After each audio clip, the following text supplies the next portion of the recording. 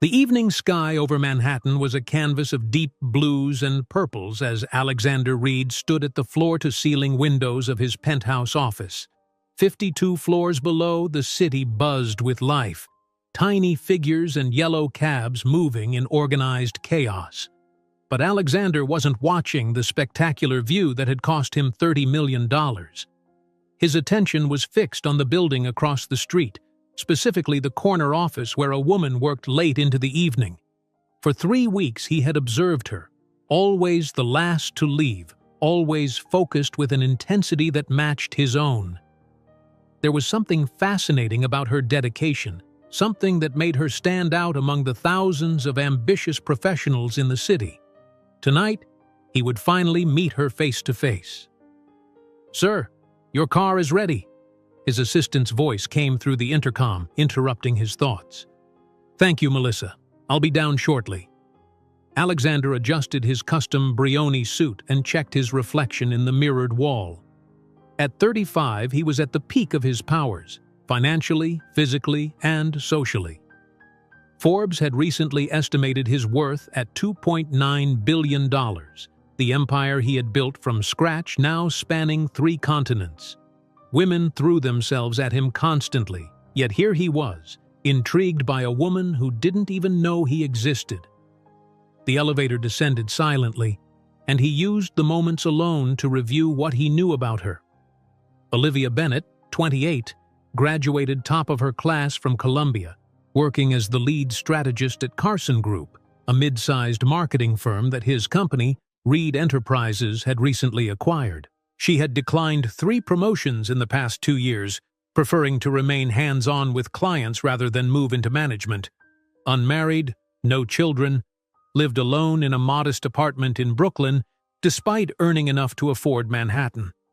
What the dossier his team had compiled didn't explain was why she seemed completely unimpressed by wealth and status, qualities that had opened every door for Alexander throughout his adult life. His Bentley waited at the curb, the driver holding the door open. "The Carson Group office, sir?" "No, James. The Artisan Cafe on 43rd. Ms. Bennett stops there most evenings before heading home." The car slid into traffic, and Alexander checked his watch. If her patterns held, she would arrive at the cafe in approximately 20 minutes. Just enough time for him to secure the perfect table and prepare for their accidental meeting. The Artisan Cafe was deliberately modest given its midtown location, exposed brick walls, mismatched furniture, and a clientele more focused on their laptops than status signaling. Alexander had chosen his attire carefully, still impeccably tailored, but without the flash that usually marked his public appearances. Tonight, he wanted to be just another successful professional unwinding after work. He ordered a black coffee and opened his laptop, positioning himself at a corner table that offered a clear view of the entrance. 15 minutes later, the door opened and Olivia Bennett walked in.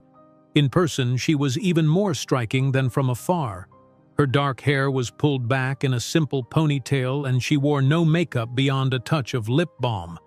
Her clothes were quality but understated, a charcoal pencil skirt, cream blouse, and practical heels. But it was her posture that caught his attention. Straight-backed, confident, with none of the practiced grace of the socialites he usually encountered. She ordered at the counter, then scanned the room for a seat. The cafe was busier than usual, and Alexander had anticipated this, ensuring that the only available table was next to his.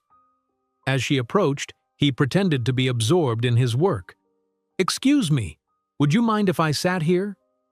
Her voice was clear and direct, without the affected softness many used when addressing him. Alexander looked up, feigning surprise. "Not at all, please." He moved his belongings to make space. "Busy evening." "Always is." She set down her cup, chamomile tea, he noted, and pulled out her own laptop. "Thanks." For several minutes, they worked in silence. Alexander was unaccustomed to being ignored. Even people who didn't recognize him seemed to sense his importance, offering deference without knowing why. Olivia treated him as she would any stranger, with basic courtesy but nothing more. He closed his laptop.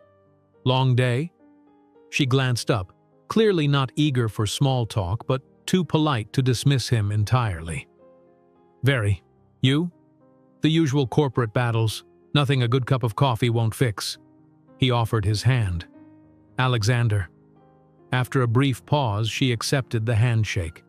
Olivia. Her grip was firm, her hand warm.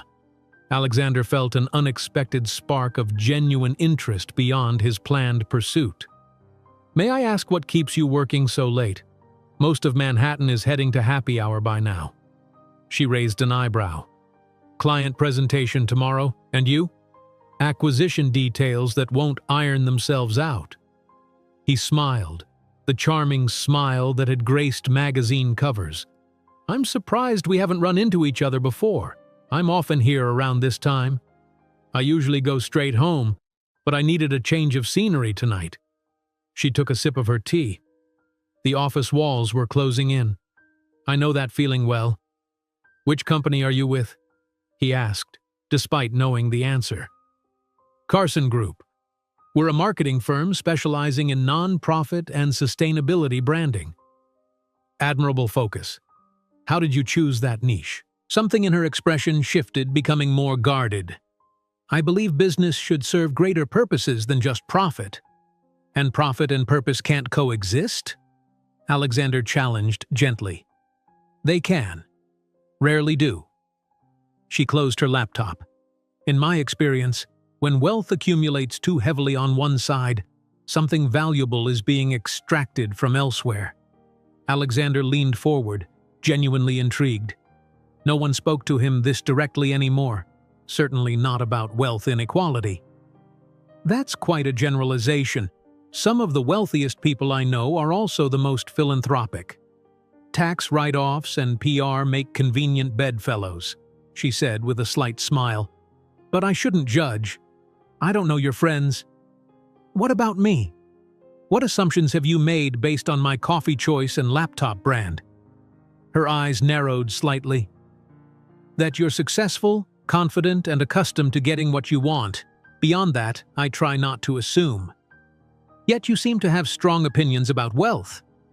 Experience shapes perspective, she replied cryptically.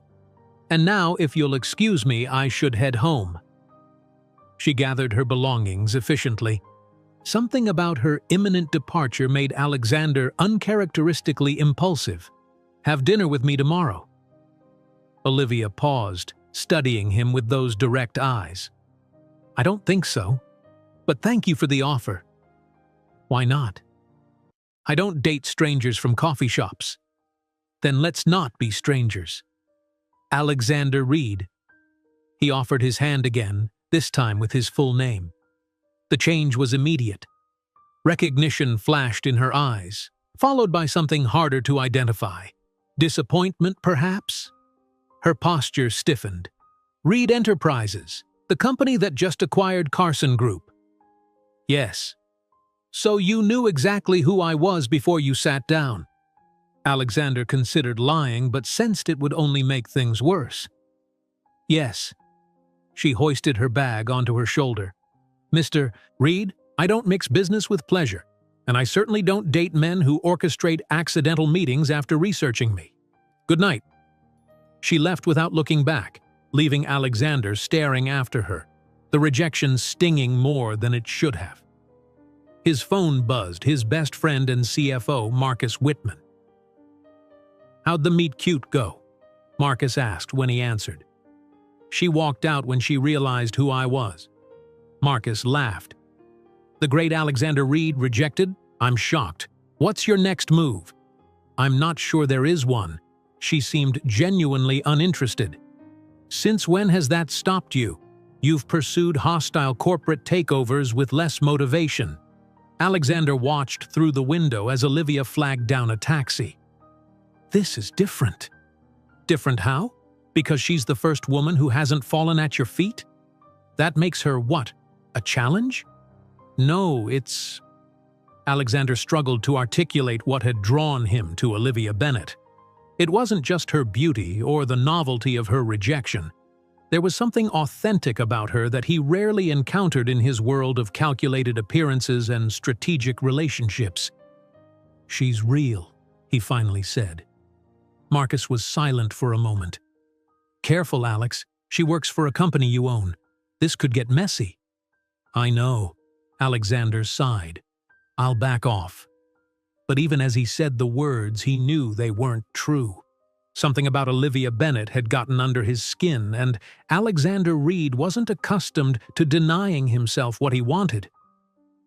The next morning, Olivia arrived at her office to find a delivery awaiting her. Not flowers or jewelry, the usual tactics of men like Reed, but a rare first edition of Small is Beautiful, Economics as If People Mattered, a book she had once mentioned in an interview for the company newsletter. The note read simply, "Not all wealth is created equal. Neither are all apologies. Coffee again sometime?" It was signed AR. She placed the book in her drawer and tried to focus on work, but her mind kept returning to their encounter. Why was a billionaire CEO pursuing her? Was it the challenge, the novelty of rejection, or something else entirely? Across town, Alexander was facing similar distractions. During a board meeting, his thoughts drifted to Olivia's dismissive exit, her clear disdain for his world. Usually, when Alexander wanted something, or someone, he pursued it with tactical precision until it was his. But standard tactics wouldn't work here. Olivia Bennet required a different approach. "Earth to Alex," Marcus nudged him as the meeting concluded. "You're thinking about her again, aren't you?" "I sent her a book." "A book? Not diamonds? You're slipping." "She'd throw diamonds in my face. The book might at least get opened." Marcus studied his friend. "I haven't seen you like this since. Actually, I've never seen you like this. What's your end game here?" Alexander considered the question. What did he want from Olivia Bennet? A date? A conquest? Or something more substantial? "I want to understand her," he finally admitted. "I want to know why she looks at the world, at me, the way she does. And if understanding her doesn't change her opinion of you?" Alexander stared out at the Manhattan skyline. The empire he'd built spread before him. For the first time in years, he felt uncertain. "Then I'll have learned something important," he said quietly. What he didn't say, what he barely admitted to himself, was that Olivia Bennet had made him question things he'd long taken for granted. His values, his priorities, the very foundations of the life he'd constructed. And that, more than anything, was why he couldn't simply walk away. Olivia stood in the Carson Group conference room, delivering the final points of her presentation. The clients, executives from a sustainable farming initiative, nodded appreciatively as she outlined the marketing strategy her team had developed. "We've designed this campaign to emphasize authenticity above all," she explained, gesturing to the mock-ups displayed on the screen. "Consumers are increasingly skeptical of corporate greenwashing. Your organization's genuine commitment to regenerative agriculture is your greatest asset." As the presentation concluded and the clients shook her hand enthusiastically, Olivia felt a familiar satisfaction. This was why she'd declined management promotions. The direct impact of her work, helping worthy causes find their voice in a crowded marketplace. Her colleague, Emma, sidled up beside her as the clients filed out. "Knocked it out of the park as usual," she said. "Though I'm surprised you're so composed considering..." "Considering what?" Emma's eyes widened. "You haven't heard? The company-wide email went out an hour ago. Reed himself is visiting today, full office tour, meeting the teams. Everyone's in panic mode." Olivia's stomach dropped. "Alexander Reed is coming here? Today?" "In about 30 minutes. Didn't you get the email?" She checked her phone. There it was, buried under client messages. An official visit from the CEO of their parent company, positioned as a chance to build synergy and align vision. Corporate speak for sizing up which departments to streamline. "I need coffee," Olivia muttered, heading for the break room. Emma followed, her voice lowered conspiratorially. "I heard he never does these tours personally, usually sends his executive team. What do you think it means?" "It means I'm leaving early." Olivia replied, filling her mug. The book he'd sent her sat heavily in her mind, a thoughtful gift that showed he'd researched her thoroughly. The gesture was equal parts impressive and unsettling. "You can't leave. This is huge. Reed Enterprises acquires companies all the time, but the man himself rarely shows his face." Emma's expression turned sly. "Plus, have you seen him? Those Forbes 30 under 40 photos did not exaggerate." Olivia gave her friend a pointed look. "I've met him." "What? When? How did you not tell me this?" "Last night at the cafe. He pretended it was coincidental, but he knew exactly who I was." Emma's jaw dropped. "Alexander Reed staged a meet-cute with you? That's manipulative, presumptuous." Olivia sipped her coffee. Exactly what you'd expect from someone who views the world as his personal shopping catalog. Or romantic, depending on your perspective. My perspective is that men with that much power and money are dangerous. Emma studied her friend's face. "This sounds personal." Before Olivia could respond, their department head appeared in the doorway, looking flustered. "There you are. The executive team is arriving early. Everyone to the main conference room now." The office transformed as workers hurriedly cleared desks, straightened clothing, and whispered nervously to one another. Olivia reluctantly followed the crowd into the large glass-walled conference room that overlooked the city. She positioned herself at the back, hoping to remain inconspicuous, but Emma pulled her forward. "Front and center. If he's interested in you, this could be good for the whole department." "That's not how I want to advance my career," Olivia hissed, but it was too late. They were now in the second row just as the elevator doors opened, revealing Alexander Reed flanked by several executives. In the professional setting, he was even more commanding, the perfect tailoring of his suit emphasizing his athletic build, his confident stride drawing every eye in the room. Olivia felt a flicker of unwanted attraction which she quickly suppressed. The department heads rushed forward, eagerly shaking hands. Alexander smiled graciously, but his eyes scanned the room until they locked with Olivia's. His smile shifted slightly, becoming more genuine, less practiced. The company president launched into a fawning introduction as Alexander moved to the front of the room. "We are honored to have Mr. Reed visiting our humble offices today. As you know, Reed Enterprises' acquisition of Carson Group represents an exciting new chapter." Alexander raised a hand, politely cutting off the speech. "Thank you, Robert. I prefer to keep these visits informal." His voice carried effortlessly. "Carson Group's reputation for ethical marketing and authentic storytelling is precisely why we were interested in bringing you into the Reed family. I'm here to learn, not to instruct." A ripple of relieved murmurs moved through the crowd. Alexander continued, "I'd like to spend time understanding your processes, your challenges, and your successes. Starting with the team that handled the sustainable farming campaign I've heard so much about." Emma elbowed Olivia, who kept her expression neutral despite the obvious targeting. Alexander was using his position to force an interaction she had already declined. The next hour was excruciating. Alexander moved through the office with charismatic ease, showing genuine interest in people's work, remembering names, asking insightful questions. Employees who had been nervous were soon charmed, eagerly sharing their projects and ideas. When he finally reached Olivia's team, she felt the weight of Emma's excitement beside her. Alexander greeted each team member individually before turning to her. "Ms. Bennett, I understand you led the farming initiative. Impressive work." "Thank you, Mr. Reed. It was a team effort." Her tone was professionally cordial but cool. "I'd love to hear more about your approach. Would you mind showing me the campaign materials?" It wasn't really a request. Olivia gestured to her workspace where the presentation boards were still displayed. As she walked him through the strategy, keeping her explanation strictly professional, she was annoyed to find him asking genuinely thoughtful questions about ethical marketing practices. "Your emphasis on transparency is refreshing," he said when she finished.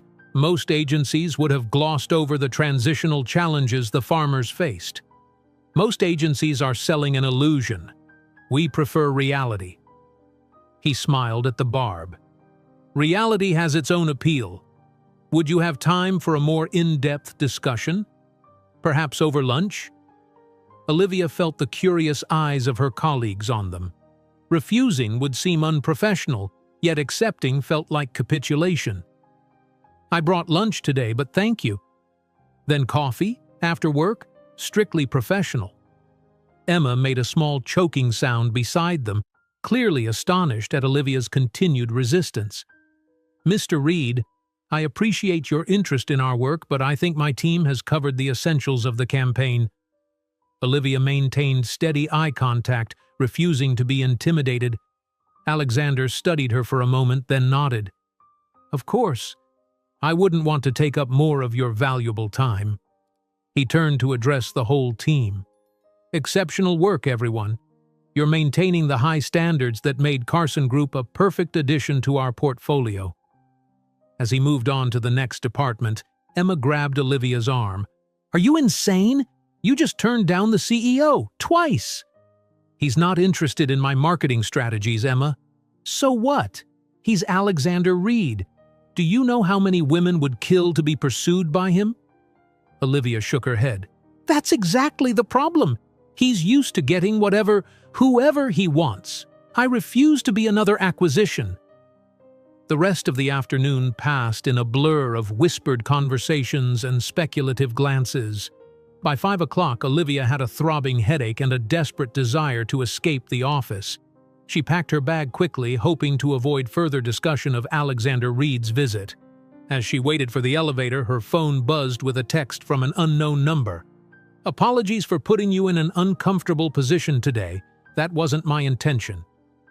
AR. Olivia stared at the message, wondering how he'd obtained her personal number. Another boundary crossed. She slipped the phone into her pocket without responding, just as the elevator arrived. To her dismay, Alexander Reed himself stood inside, alone. "Ms. Bennett." He held the door as she hesitated. "Going down?" Reluctantly, she entered the elevator, positioning herself as far from him as the small space allowed. "How did you get my number?" "Company directory. I should have asked first." The elevator began its descent, the tension between them almost tangible. "What do you want from me, Mr. Reed? Really?" He considered her question seriously. "Initially, I was intrigued by someone who stayed as late as I did. Then I was curious about a person who seemed completely unimpressed by wealth and status. Now?" He paused. "Now I'm fascinated by a woman who knows her own mind and isn't afraid to speak it, even to someone in my position. That's a low bar for fascination. You'd be surprised how rare those qualities are in my world." Olivia turned to face him fully. "Have you considered that I'm not interested in being your world's exception? That I have my own life, my own goals, that don't involve being pursued by a billionaire who's used to getting his way?" Alexander didn't respond immediately, his expression thoughtful. When he finally spoke, his voice was quieter than before. "I have a proposition for you." "I'm not interested in propositions."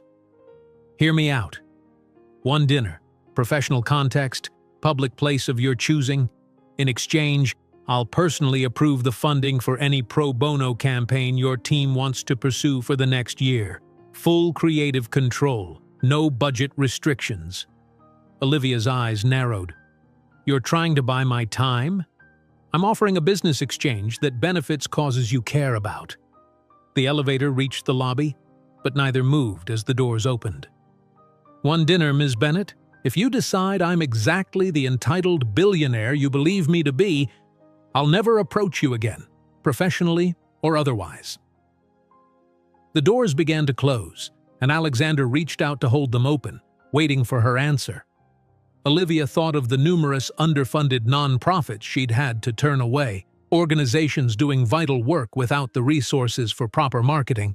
With Reed's offer, her team could help dozens of worthy causes. "If I agree, I choose the restaurant, I set the time limit, and there will be clear boundaries." "Absolutely." And regardless of how the dinner goes, you'll honor the funding promise? You have my word. We can draw up a formal agreement if you prefer. Olivia stepped out of the elevator, Alexander following. Fine. One dinner next Wednesday. I'll text you the details. I look forward to it. As she walked away, Olivia questioned her decision. Had she compromised her principles for funding, or was she merely being practical? And why did part of her, a part she was trying desperately to ignore, feel a flutter of anticipation at the prospect of seeing him again? Alexander watched her leave, aware that for the first time in years, he was pursuing something without a clear strategy for success. Olivia Bennett was unpredictable, principled, and seemingly immune to his usual advantages. The challenge she presented was unlike any corporate negotiation or business deal. What had begun as curiosity was evolving into something more complicated, a genuine desire to understand a woman who saw the world so differently than he did. A woman who might actually change his perspective rather than simply adapt to his. As he slid into the back seat of his waiting car, Alexander realized he was smiling. "Good news, sir?" his driver asked. "Just a successful negotiation, James. One with unexpectedly high stakes." Emma perched on the edge of Olivia's desk, scrutinizing her friend's outfit. "You're wearing that to dinner with Alexander Reed? It's so sensible." Olivia smoothed the front of her navy blazer. "It's a business dinner." "At Terroir?" Emma shook her head in disbelief. "That farm-to-table place in Brooklyn where you have to book months in advance? That's hardly the corporate steakhouse I expected." "I chose it specifically because it's not his world," Olivia replied, gathering her belongings. "It's small, unpretentious, focuses on sustainability, and they know me there. Home court advantage. Smart." Emma leaned closer. "But I still think you could have gone with something less librarian." "I'm not trying to impress him." "Clearly." Emma sighed dramatically. "Just promise me you'll actually listen to what he has to say, instead of dismissing him outright because of his bank account." Olivia paused. Emma's words hit closer to home than she'd like to admit. Had she already decided who Alexander Reed was based on preconceptions? The thought made her uncomfortable. "I'll listen," she conceded. "But this is strictly a professional obligation. One dinner in exchange for funding that will help deserving organizations. Whatever helps you sleep at night, sweetie." Emma winked as she returned to her desk. Olivia arrived at Terroir 15 minutes early, wanting to secure the right table and mental space. The restaurant was housed in a renovated industrial building with exposed brick walls and repurposed wood furnishings. Large windows looked out on a small urban garden where many of the ingredients were grown. The owner, Sophia, greeted her warmly. "Your usual table by the window, Leave?" "Actually, I need something a bit more private tonight. Business dinner." Sophia raised an eyebrow but led her to a corner table partially screened by potted herbs. "Special occasion?" "Not exactly. Just a work thing." As Sophia walked away, Olivia noticed several heads turned toward the entrance. Alexander Reed had arrived precisely on time, and his presence immediately altered the energy of the room. Even in this understated environment, dressed in what was likely his most casual clothing, dark jeans and a cashmere sweater over a button-down, he emanated authority and privilege. He scanned the restaurant, nodding politely at the curious stares, then smiled when he spotted her. Olivia felt a treacherous flutter in her stomach and quickly suppressed it. "Ms. Bennett," he greeted her, extending his hand. "Thank you for selecting such an interesting venue." She shook his hand briefly. "I thought you might appreciate experiencing how the other 99% dine." To her surprise, Alexander chuckled. "I deserved that, but I should mention I grew up in a household where boxed macaroni and cheese was a luxury. The 1% is a more recent habitat." Olivia hadn't expected this admission. Nothing in his public persona suggested humble beginnings. "Your background isn't mentioned in any of your profiles," she said as they sat down. It doesn't fit the narrative people expect from a CEO. He picked up the menu, which was handwritten on recycled paper. Most prefer the myth of the born titan of industry over the reality of the kid from South Boston who got lucky. Sophia approached their table, recognition dawning on her face as she saw Alexander. "Welcome to Terroir. I see you're dining with one of our regulars." "Olivia has excellent taste," Alexander replied. "Everything here looks remarkable." "We're proud to source all our ingredients from within a 50-mile radius," Sophia explained.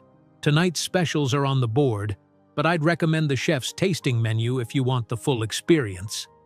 "Perfect," Alexander agreed. "And perhaps a bottle of whatever local wine you'd suggest?" After Sophia left, Olivia studied him across the table. "South Boston? Triple-decker house on G Street. My mother worked 3 jobs after my father left, which is why," he added, seeming to anticipate her next question, "I've never spoken publicly about growing up poor. She worked too hard for me to use her struggles as an inspirational backstory for magazine profiles." Olivia hadn't expected this level of perceptiveness or respect. It disrupted her carefully constructed image of Alexander Reed, billionaire stereotype. "How does someone go from South Boston to the Forbes list?" Alexander considered his answer. "The simplified version is scholarships, student loans, grinding through MIT while working nights, then a tech startup that got acquired at the right time. But that skips over the countless failures, the nights sleeping in my car to save rent money, the constant fear of ending up back where I started. And now? You've clearly overcome that fear. Have I?" His eyes met hers with unexpected vulnerability. "Success isn't a destination, Ms. Bennett. It's a treadmill that goes faster the longer you stay on it." Sophia returned with wine and the first course, tiny radishes with house-cultured butter and sea salt. As she explained the dish, Olivia observed Alexander's genuine interest and respectful questions. When they were alone again, Alexander tasted the wine and nodded appreciatively. "Impressive. Unconventional choice to grow vinifera in this climate, but they've managed the acidity beautifully." "You know wine?" "I know enough to appreciate when someone is doing something challenging for the right reasons." He looked directly at her, like running a marketing firm that prioritizes ethics over easy profits. Olivia felt her defenses softening slightly, which immediately put her on guard. "If we're moving to business topics, I should confirm that our agreement stands. Regardless of how this dinner goes, my team gets approval for pro bono campaigns. Already in motion, the paperwork was filed this morning. Your department has a dedicated fund for pro bono work, effective immediately. No strings attached." She blinked, surprised by the uncomplicated fulfillment of his promise. "Thank you." "You sound surprised. I expected more negotiation." "I keep my word, Ms. Bennett, especially on matters of integrity." He paused. "May I ask why this is so important to you, the pro bono work specifically?" Olivia considered deflecting but decided on honesty. "My father was a union organizer. He believed in using his skills to help those without power or voice. I grew up watching him advocate for people who couldn't afford professional representation." "That explains your perspective on wealth inequality." "Partly," she admitted, "but I've also seen firsthand how accumulated wealth often comes at others' expense. The factory owners who fought my father's organizing efforts lived in mansions while their workers couldn't afford health insurance." Alexander nodded thoughtfully. "A valid observation for many cases. But is it always true? Is it possible to create wealth without exploitation? In theory, perhaps.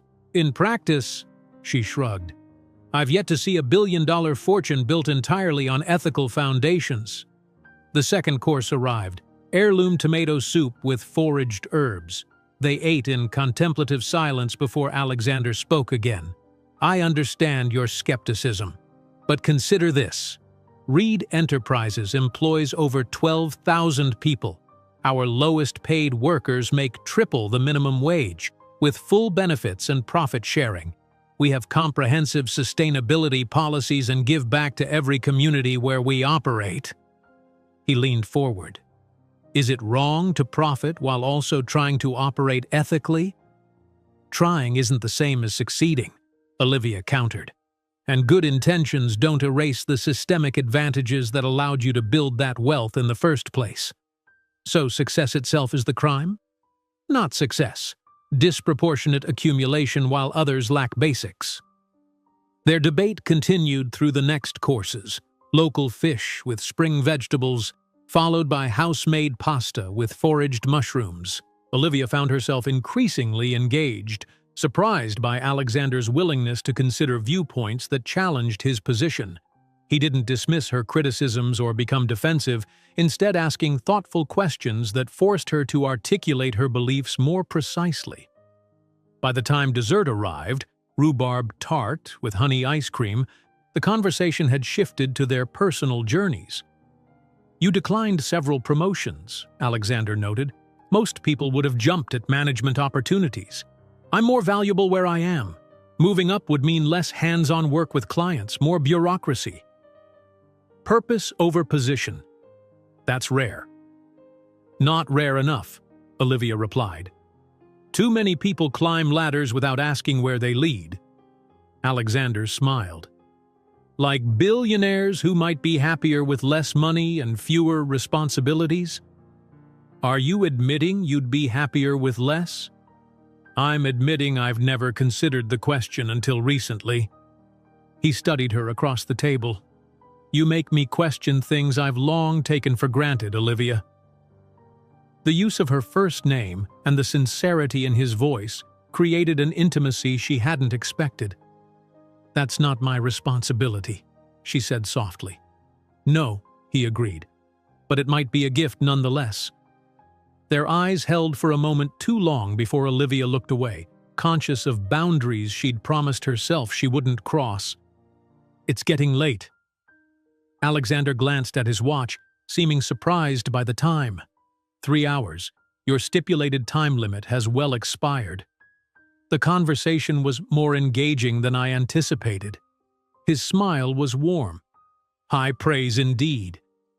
As they prepared to leave, Alexander insisted on paying despite Olivia's protests. You chose the venue, which was perfect. Allow me this small courtesy. Outside, the spring evening was cool but pleasant. Olivia's apartment was within walking distance while Alexander's driver waited discreetly down the block. May I walk you home? He asked. That's not necessary. I know, but I'd like to. Olivia hesitated, then nodded. They walked in comfortable silence for a block before she spoke. You're not what I expected. Neither are you, though I had the advantage of research. She glanced at him. Why me, Alexander? Truthfully, you could have any woman in New York. Why pursue someone who made it clear she wasn't interested? He considered the question carefully. Because you saw me, the real me, immediately. Not the wealth, not the reputation. Just a man trying too hard to impress a woman who values substance over status. He smiled ruefully. It was refreshingly terrifying. Terrifying? You? I've built my life around certain certainties. You challenge all of them simply by being yourself. They reached her apartment building, a pre-war walk-up with exposed fire escapes zigzagging down the facade. Nothing like the luxury high-rise he likely called home. This is me, she said, stopping. Alexander made no move to come closer. Thank you for this evening, Olivia. I learned more than I expected. As did I. She hesitated. The funding agreement stands regardless, as promised. She nodded, suddenly unsure how to end the evening. A handshake seemed too formal after hours of intimate conversation, yet anything more felt inappropriate. Alexander resolved the dilemma by taking a small step back. Good night, Olivia Bennett. Good night, Alexander Reed. She watched him walk away, his tall figure gradually blending into the Brooklyn night. Only when he disappeared from view did she realize she was still standing outside her building, replaying moments from their dinner in her mind. Upstairs in her apartment, Olivia kicked off her shoes and tried to make sense of the evening. Alexander Reed had defied her expectations at every turn, showing humility, asking genuine questions, listening to her criticisms without defensiveness. Most surprisingly, he'd revealed vulnerabilities she wouldn't have imagined a man in his position acknowledging. Her phone buzzed with a text from Emma. "Well, is he as awful as you expected?" Olivia stared at the message, unsure how to respond. Finally, she typed, "It's complicated." More complicated than she was ready to admit, even to herself. Alexander stood at the floor-to-ceiling windows of his penthouse, staring at the Manhattan skyline without really seeing it. Marcus lounged on the leather sofa behind him, nursing a glass of 30-year-old scotch. "So," Marcus said, breaking the silence, "you spent an entire evening in a hipster restaurant in Brooklyn, eating vegetables grown on the roof and discussing wealth inequality with a woman who thinks your very existence is problematic. And you enjoyed it?"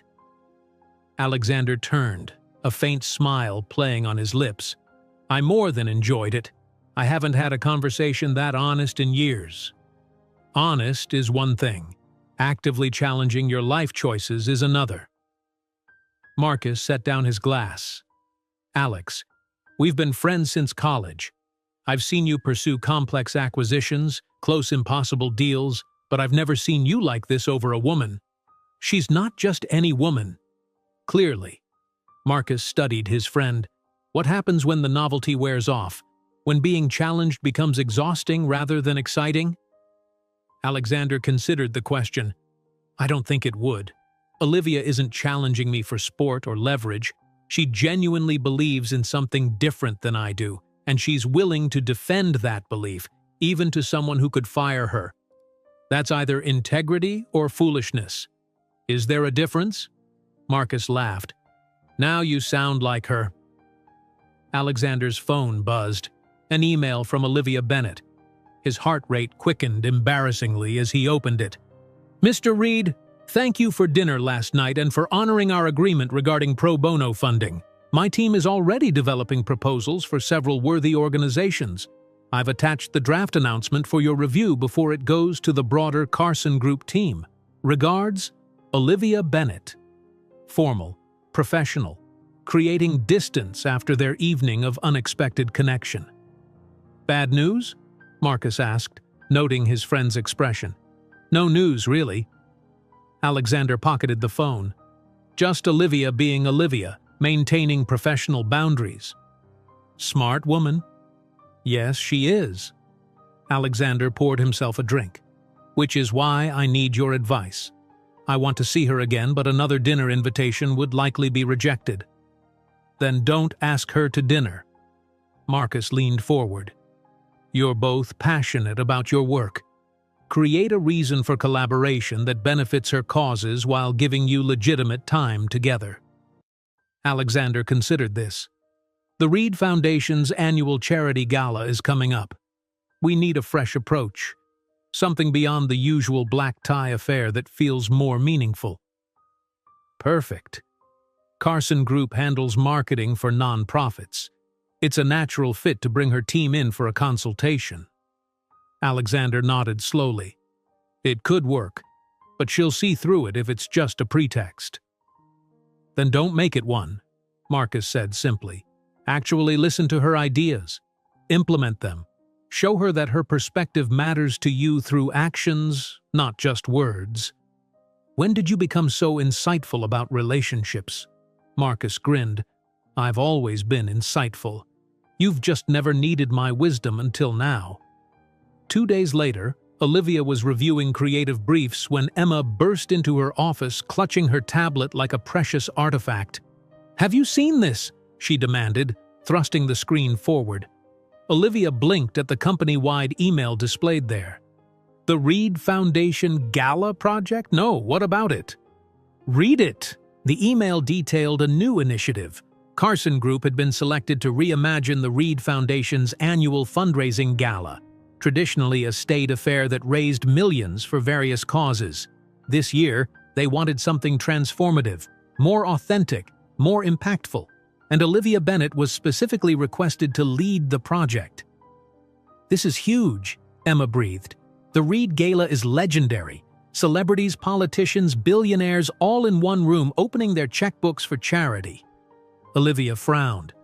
It's also legendarily superficial. Rich people easing their consciences with tax-deductible donations while eating $1,000 dinners. Which is exactly why they want you. Look. Emma pointed to a paragraph. They specifically mention wanting to move away from performative philanthropy toward meaningful engagement with causes. That's you all over. Olivia read the entire email more carefully.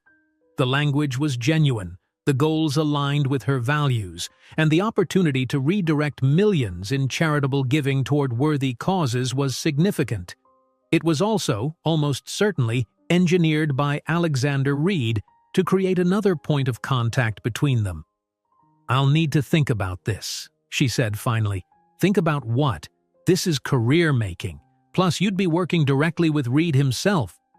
That's part of what I need to consider." Emma's eyes widened in realization. "Oh my God, something did happen at dinner." "Nothing happened," Olivia insisted. "We talked, that's all." "Talked so well that he's now manufacturing reasons to work with you personally?" Before Olivia could respond, her desk phone rang, the Carson Group president's office requesting her immediate presence. She shot Emma a warning look. "Not a word about this to anyone." "My lips are sealed, but my imagination is running wild." Upstairs, Olivia found not only President Robert Simmons waiting, but also Alexander Reed himself, casually leaning against the conference table as if he belonged there, which, technically, as the owner of the company, he did. "Ms. Bennett," Simmons greeted her with unusual warmth. "Mr. Reed has just been sharing his vision for the Foundation Gala. We're honored that he's requested you specifically for this prestigious assignment." Alexander straightened, his eyes meeting hers. "Ms. Bennett's perspective on authentic engagement with causes is exactly what the Foundation needs." Olivia maintained her professional composure despite the butterflies in her stomach. "It's an interesting opportunity, though unexpected." "Sometimes the unexpected opportunities are the most transformative," Alexander replied, a subtle reference to their dinner that only she would understand. Simmons beamed, oblivious to the undercurrent. "I've assured Mr. Reed that we'll put our full resources behind this project. You'll have whatever team members you need." "That's generous," Olivia said carefully. "May I ask why this shift in approach for the gala? It's been successful in its current format for years." Alexander's expression turned serious. "Because you were right, Ms. Bennett. Too often, philanthropy becomes performance rather than purpose. I'd like to change that, starting with my own foundation." The sincerity in his voice caught her off guard. This didn't feel like a mere pretext to see her again. It seemed like a genuine attempt to implement change based on their conversations. "I'll need complete creative control," she said. Simmons looked alarmed, but Alexander nodded. "Agreed. And final approval over the guest list and fundraising structure." "Within reason, yes. And I'll need you to be hands-on throughout the process, Mr. Reed, not delegating to your staff." A smile tugged at his lips. "That was always my intention, Miss Bennett." Simmons looked between them, sensing the tension but misreading its nature. "Well, this sounds like the beginning of a wonderful collaboration. Why don't you two discuss initial concepts while I handle some pressing matters?" He hurried out, leaving them alone in the conference room. "This is transparent even for you," Olivia said once the door closed. "Is it? The Reed Foundation distributes over $30 million annually to causes around the world. Making that process more authentic, more impactful, that seems like something you'd value. Don't use good causes to manipulate me." Alexander stepped closer. "I'm not. I'm offering you the chance to influence how significant resources are allocated. Yes, I want to see you again, but I also genuinely want your perspective on this work." Olivia studied him, searching for signs of insincerity and finding none. "You could have just asked me to dinner again." "Would you have said yes?" She hesitated. "Probably not." "Exactly. This way we both get what we want. You get to redirect philanthropic resources according to your values. I get your insights and your company." The honesty of his response was disarming. "Meetings will be in professional settings during business hours," she stipulated. "Of course. And no leveraging your position as CEO to pressure me or my team." "I wouldn't dream of it." Olivia sighed, recognizing she was running out of objections. "Fine. When do we start?" "How about now? I've cleared my afternoon." An hour later, they were deep in discussion in Olivia's office, whiteboards filled with concepts and strategies. The gala was 9 weeks away, a tight timeline for a complete reimagining, but Alexander had promised whatever resources they needed. "What if," Olivia suggested, drawing on the board, "instead of a single event, we create a week of engagement? Attendees don't just write checks, they participate in the work of the organizations they're supporting." Alexander considered this. Hands-on involvement from people who normally only engage financially. "I like it, but will they participate?" "They will if you do. You set the example. Others follow." "So I'll be building houses and serving meals alongside my board members?" "Exactly. Real work, not photo ops." Alexander smiled. "My construction skills are rudimentary at best, but I'm willing if you are. I'll be there documenting the authentic moments for our campaign materials." Their eyes met, and something shifted between them, the professional pretense momentarily dropping to reveal the genuine connection forming beneath. The moment was broken by Emma bursting in. "Sorry to interrupt, but—" She stopped abruptly, taking in the scene. Olivia and Alexander standing close together at the whiteboard, the energy between them palpable. "Yes, Emma?" Olivia prompted, stepping back. The Westridge Foundation is online too. Something about their proposal." "I'll take it at my desk," Olivia said, grateful for the interruption. "Mr. Reed, would you excuse me for a moment?" "Of course." Alexander gathered his notes. "I should check in with my office anyway. Same time tomorrow to continue?" "That works." After he left, Emma closed the door and leaned against it dramatically. "The chemistry in here could power the entire building. What exactly is happening?" "We're planning a charity gala." "No, you're planning something much more interesting than a charity gala." Olivia sighed. "It's complicated, Emma. He's not who I thought he was, but he's still Alexander Reed, billionaire CEO, my boss's boss's boss." "Labels," Emma dismissed with a wave. "The question is, how do you feel when you're with him?" "Challenged, heard, respected." Olivia paused. "And terrified. Of him? Of myself. Of the fact that I'm starting to care what he thinks, that I look forward to seeing him. That's dangerous territory for someone like me." Emma's expression softened. "Because of your dad? Because of what happened with the factory?" Olivia nodded. Her father had spent years organizing workers at a manufacturing plant, only to see the company suddenly close and relocate overseas when unionization seemed inevitable. He'd never recovered from the blow, believing he'd failed the very people he'd promised to help. "Alexander isn't that factory owner," Emma said gently. "From what I've seen, he actually listens to you. For now. But people with power can change the rules whenever it suits them. Or maybe he's exactly who he seems. A smart, successful man who values your perspective and happens to find you irresistible." Olivia shook her head. "Nothing about this situation is simple. The best things never are." Across town, Alexander was facing similar scrutiny from Marcus. "Let me get this straight," Marcus said, pacing Alexander's office. "You're completely redesigning your foundation's signature event based on the suggestions of a woman you've known for less than 2 weeks? Her suggestions are good ones. The gala has become predictable. Wealthy people in expensive clothes making performative donations. Performative donations still buy a lot of school supplies and fund a lot of research. We can do better, make a more lasting impact." Marcus stopped pacing. "This isn't just about the gala. You're changing, Alex, ever since you met her." Alexander considered this. "Maybe I am. Is that so terrible?" "It depends on why you're changing. Is it for yourself or for her approval? The question hit a nerve. Alexander had never sought anyone's approval, not since leaving South Boston behind. His success had been built on confidence in his own judgment, often against prevailing wisdom. Was he now altering his approach to impress Olivia Bennet?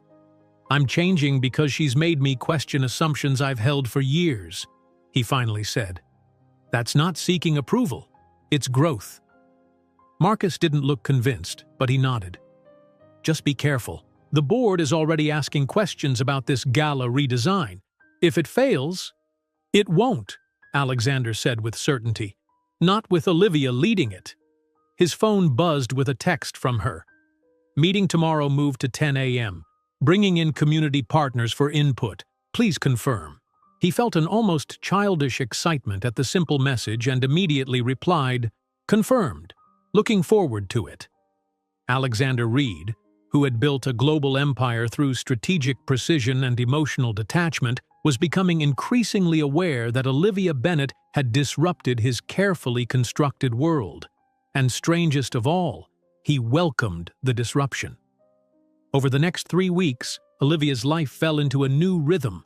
Mornings began with team meetings for the gala project. Afternoons often included site visits to potential venues or meetings with community organizations, and at least 3 times a week, Alexander Reed was physically present for some portion of the process. They maintained professional boundaries in front of others, but their conversations had taken on a familiar shorthand that spoke to their growing understanding of each other. Today, they were touring an abandoned warehouse in Queens that Olivia had suggested as a potential venue, a stark departure from the luxury hotels that typically hosted the gala. "The symbolism is powerful," she explained as they walked through the cavernous space. "This building once employed hundreds of workers before manufacturing moved overseas. Now it can be temporarily transformed to raise funds for programs that help communities affected by similar economic displacement." Alexander surveyed the dusty concrete floors and exposed beams. "It's certainly unexpected. The board will have questions." "Let them question. That's part of the point." Olivia gestured expansively. "Imagine this space divided into zones representing different community needs: education, housing, healthcare, employment. Instead of a single ballroom where wealthy donors network with each other, they move through experiences that illustrate the actual work being funded." As she outlined her vision, Alexander found himself watching her more than the space. The animation in her face, the passionate gestures, the absolute conviction that this unconventional approach was worth the risks. 3 weeks ago, he would have dismissed the concept as too experimental for his foundation's signature event. Now, he was not only considering it but actively championing it. "We'll need to address practical concerns," he said. "Security, access for older donors, weather contingencies." "Already on it." Olivia pulled out her tablet, showing detailed plans. "We've consulted with event security specialists, and the building has alternative entrances that can be made fully accessible. As for weather, we'll have covered arrivals areas and climate control throughout." "You've thought of everything?" "That's my job." She hesitated. "There's something else I want to show you." She led him to a small door at the back of the warehouse, which opened onto a weed-strewn lot overlooking the East River. Despite the neglect, the view was spectacular. Manhattan's skyline framed perfectly across the water. "This could be cleared and set up as a reflection space," Olivia said. "Somewhere quiet where people can contemplate the evening's experiences and decide how they want to contribute, not just financially but with their time and influence." Alexander stood beside her, their shoulders nearly touching as they gazed at the city. "It's beautiful," he admitted. "Seeing Manhattan from this perspective, it's almost like looking at my life from the outside." Olivia glanced at him, surprised by the personal observation. "That's exactly the feeling I want donors to have. A shift in perspective that stays with them after the event ends. You know," Alexander said quietly, "when I first suggested this project, it was partly a pretext to spend time with you." "I know." but it's become much more than that. You're creating something truly meaningful here, Olivia." The use of her first name, which had become more frequent in their private conversations, still sent a small thrill through her that she tried to ignore. "We're creating it together," she corrected. "You could have vetoed any of these ideas as too radical. But I didn't." "No," she acknowledged. "You didn't." They stood in companionable silence, watching the play of sunlight on the distant skyscrapers. The moment felt suspended, existing outside the professional parameters they'd established. Olivia became acutely aware of Alexander's presence beside her, his height, the faint scent of his cologne, the warmth radiating from his body in the cool air. Breaking the spell, she stepped back. "We should check the loading dock area. The catering team will need adequate space." Alexander nodded, respecting her retreat. "Lead the way." Back at the office that evening, Olivia found Emma waiting at her desk with 2 cups of coffee and a determined expression. "Intervention time," Emma announced, handing her a cup. "You've been avoiding talking about Reed for weeks now." "Because there's nothing to discuss," Olivia said unconvincingly. "We're working on a project together. A project that has you staying late every night, volunteering for site visits and smiling at your phone whenever his texts come through." "I don't smile at my phone." "You absolutely do. Your whole face lights up. It's disgustingly adorable." Olivia sank into her chair. "This is ridiculous. He's Alexander Reed. I'm me." "Yes, and you is extraordinary. Why is it so hard to believe he sees that?" "Because men like him don't pursue women like me without an agenda." Emma studied her friend closely. "Is it really so implausible that he genuinely values your perspective? That he finds your integrity attractive rather than intimidating? From what I've seen, he treats you with more respect than any guy you've dated in the past 5 years." Olivia couldn't argue with that point.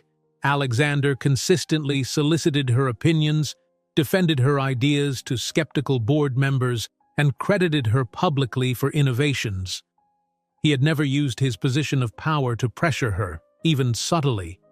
"It's complicated," she finally said. "Only because you're making it complicated. You like him. He likes you. The rest is details." "Those details matter, Emma. He's effectively my boss." "Technically, yes. But you've maintained perfect professionalism. Everyone sees it." Emma leaned forward. "Look, I'm not saying elope to Vegas. Just stop fighting whatever's happening so hard." Olivia traced the rim of her coffee cup, considering Emma's words. "Even if I wanted to explore whatever this is, I don't know how. We've been so careful about maintaining boundaries." "Then change the boundaries. You're both adults. Have a conversation about it." The idea was terrifying and exhilarating. Across town, Alexander was having a similar conversation with Marcus, though in a very different setting. They were at Blade and Timber, an upscale axe-throwing venue that served as their unconventional meeting spot whenever they needed to discuss sensitive matters away from corporate ears. Alexander launched his axe with precision, hitting just off-center. "The venue is unconventional, but it makes sense for the message we're trying to communicate." "The board's main concern isn't the location," Marcus said, taking his turn. "It's the significant departure from tradition. The Reed Gala has a formula that works. Wealthy people feel special, open their checkbooks, everyone wins.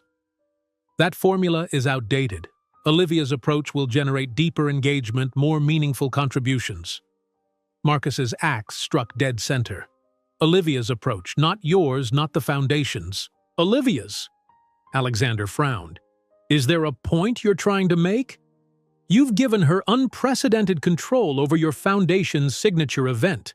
The board is questioning your judgment. Let them question. The results will speak for themselves." Marcus set down his axe and faced his friend. "Alex, I've supported every risk you've taken since we were 22-year-old nobodies with a startup dream. But this isn't just about a gala or even a foundation strategy. You're changing company policies, reconsidering acquisition targets, questioning core business models. all because of conversations with a woman you've known for a month. So, growth requires new perspectives. Growth, yes. Wholesale transformation based on someone else's values? That's something else entirely. Alexander felt a surge of defensiveness. You make it sound like I'm being manipulated. Olivia has never asked me to change anything about my business. Not directly, no. But her approval clearly matters to you in ways that are affecting your decisions.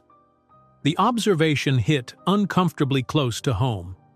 Alexander had recently halted a planned acquisition after realizing it would involve significant workforce reductions, something he'd done numerous times before without hesitation, but now found himself questioning through Olivia's implied lens. Maybe her approval matters because she sees things I've been blind to, he said finally. Is that so terrible?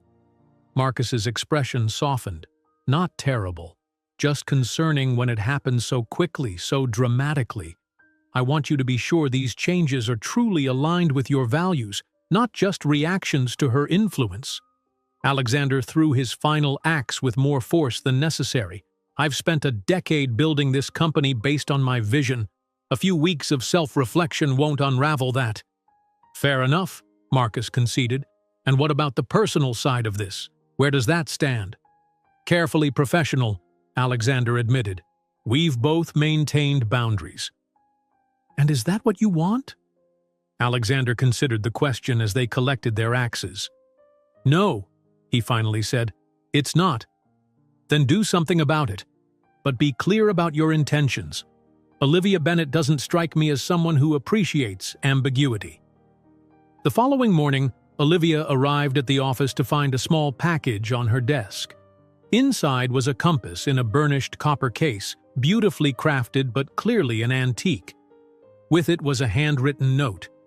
This belonged to my grandfather, a fisherman who navigated by stars and instinct before technology made such skills obsolete. He gave it to me when I left for college, saying that no matter how sophisticated our tools become, there's no substitute for a clear sense of direction. Your moral compass has been recalibrating mine these past weeks. Would you join me for dinner tonight? Not as colleagues, but simply as Olivia and Alexander. 7 p.m. The rooftop at Montrose Gardens, if you're willing. A.R. Olivia stared at the note, her heart racing. This was the conversation Emma had encouraged. Explicit acknowledgement of the personal dimension that had been developing beneath their professional collaboration. The compass was a thoughtful gift, meaningful rather than extravagant, acknowledging the impact she'd had on his thinking. Her phone buzzed with a text from Emma. Did you get it? He had it couriered over first thing. You knew about this? Olivia texted back. He asked me where you'd be comfortable meeting. I vetted the gift concept. You're welcome. I haven't decided if I'm going. Yes, you have. You're just scared. Olivia set down her phone and picked up the compass again, feeling its weight in her palm. Emma was right. She had already decided. The question wasn't whether to go, but what it would mean when she did. She sent a simple text to Alexander. 7 p.m. works. Thank you for the compass. It's beautiful. His reply came immediately. Thank you for considering it. The evening is yours to define. Throughout the day, Olivia found herself both anticipating and dreading the evening ahead. They had spent weeks in each other's company, engaged in substantive conversations about everything from economic justice to educational access. Yet tonight felt like stepping into unknown territory. Without the buffer of professional context, they would simply be a man and woman exploring the connection that had been building between them. Alexander, for his part, was experiencing an unfamiliar nervousness. He had dated countless women, many of them objectively more accomplished or beautiful than Olivia Bennett. Yet none had affected him this way, made him question his assumptions, reconsider his values, look at his life through a different lens. Tonight's dinner wasn't about conquest or even romance in the conventional sense. It was about discovering whether the connection they shared could exist outside the structured environment they'd created around it. As evening approached, both prepared for what felt less like a date and more like a crossroads, a moment that would either open new possibilities or close the chapter on what might have been. The rooftop at Montrose Gardens wasn't what Olivia expected. Rather than one of the sleek, trendy spots that dominated Manhattan's rooftop scene, it was a converted greenhouse atop a historic building, filled with flourishing plants and simple wooden tables. String lights crisscrossed the glass ceiling, and the city spread out below like a carpet of jewels. The space felt intimate despite being open air, with dividers of tall bamboo creating private nooks among the greenery. Alexander was already waiting when she arrived, dressed more casually than she'd ever seen him. Dark jeans and a simple button-down shirt, no tie, no designer labels visible. He looked younger, more approachable, and Olivia felt a flutter of nervousness that had nothing to do with his wealth or status. He stood when he saw her. "You came." Something in his tone suggested he hadn't been entirely certain she would. "I said I would," she replied, sliding into the seat across from him. "In my experience, people say many things they don't mean, especially to someone in my position." "Well, I'm not people, and I don't care about your position." Alexander smiled. "That's exactly why I'm here." A server appeared with 2 glasses of wine. "I took the liberty of ordering this," Alexander said. "It's from a small vineyard in the Hudson Valley. Sustainable practices, worker-owned cooperative. I thought you might approve." Olivia raised an eyebrow. "You've been doing research." "Let's call it continuing education." He raised his glass. "To leaving titles and positions at the door." She clinked her glass against his. Just Olivia and Alexander. The wine was excellent, bright and complex, with none of the pretension she associated with fine dining. Like this place, like Alexander himself tonight, it defied her expectations. "I'm curious," she said after her first sip. "Why this place? It's not exactly what I imagined when you suggested dinner." "What did you imagine? Crystal chandeliers and gold flatware?" "Something like that, or a restaurant where the chef comes to your table and calls you by name." Alexander laughed. "I know plenty of those places, but tonight isn't about impressing you with access or exclusivity. This place," he gestured to the lush surroundings, "it has significance to me." "How so?" His expression turned reflective. "When I first moved to New York, I was broke but determined. I worked 3 jobs while trying to launch my first startup. One of those jobs was here, helping the original owner maintain the plants. I'd come before dawn to water and prune, then head to my other gigs. It was exhausting, but peaceful. I'd watch the sun rise over the city and feel like anything was possible." Olivia tried to picture Alexander as a struggling entrepreneur, working manual jobs to make ends meet. It contradicted the polished CEO image he projected to the world, yet somehow felt more authentic than any version of him she'd encountered previously. "It's hard to imagine you watering plants for minimum wage," she admitted. "Not just watering. I learned about each species, what it needed to thrive, how to diagnose problems, when to intervene and when to let nature take its course." His eyes met hers. Valuable lessons for business and life. "Is that why you brought me here? To show me where you got your start?" "Partly, but also because when I finally achieved success, I bought this building to preserve the garden. The previous owner was facing eviction as developers wanted to convert it to yet another exclusive club. I couldn't let that happen. So you saved it." "I gave it a chance to continue serving its purpose, yes. We opened it to the public, established a training program for disadvantaged youth to learn urban agriculture. It's not charity. It's sustaining something valuable that the market would have eliminated." Olivia felt a shift in her perception of him. Another layer revealed beyond the billionaire businessman. "Why isn't this story in your public profile? It humanizes you in a way all those Forbes features never could." Alexander shrugged. "Some things I keep private. The narrative of ruthless business genius serves its purpose in boardrooms and negotiations, but it's not the complete picture. What else does that picture include? She asked softly. As they shared a simple but exquisite meal of locally sourced ingredients, Alexander told her about growing up in Boston with a single mother who worked cleaning homes, about the community center director who recognized his aptitude for mathematics and pushed him to apply for scholarships, about sleeping on friends' couches during his first year in New York because he couldn't afford rent and wanted to save every penny for his business. In turn, Olivia shared more about her childhood following her father from union meetings to community actions, about the devastating impact of the factory closure on her hometown, about her decision to pursue marketing as a way to amplify voices that often went unheard. You could do that work more directly, Alexander noted. Activism, politics, nonprofit leadership. I considered all of those paths, but I realized marketing is how modern consciousness is shaped. If you want to change hearts and minds, you need to understand how communication actually works, not just how we wish it worked. Pragmatic idealism, I like that.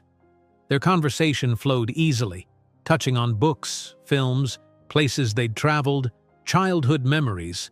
The normal exchange of two people getting to know each other, yet infused with an underlying tension that had nothing to do with their professional connection and everything to do with the attraction simmering between them. As dessert arrived, a simple berry tart with herbs grown in the rooftop garden, Alexander said, "May I ask you something personal?" Olivia nodded, curious. "Why did you agree to come tonight? After working so hard to maintain professional boundaries?" She considered her answer carefully. "Because despite my best efforts, I find myself thinking about you beyond our professional interactions, and I needed to know if that was just the allure of your world, or something more substantial." "And what have you concluded?" "That I'm still figuring it out." She met his gaze directly. "Your turn. Why did you pursue me, when there are countless women who would be far less challenging?" Alexander leaned forward slightly. "Because those women aren't interested in me. They're interested in what I represent. Wealth, power, status. You're the first person in years who seems completely unimpressed by those things, who challenges me to justify not just my actions but the thinking behind them. That doesn't sound particularly enjoyable. On the contrary, it's exhilarating." His expression was earnest, almost vulnerable. "Do you know how rare it is for someone in my position to be contradicted, to have assumptions questioned? Everyone says yes, agrees with whatever I suggest, laughs at my jokes even when they aren't funny."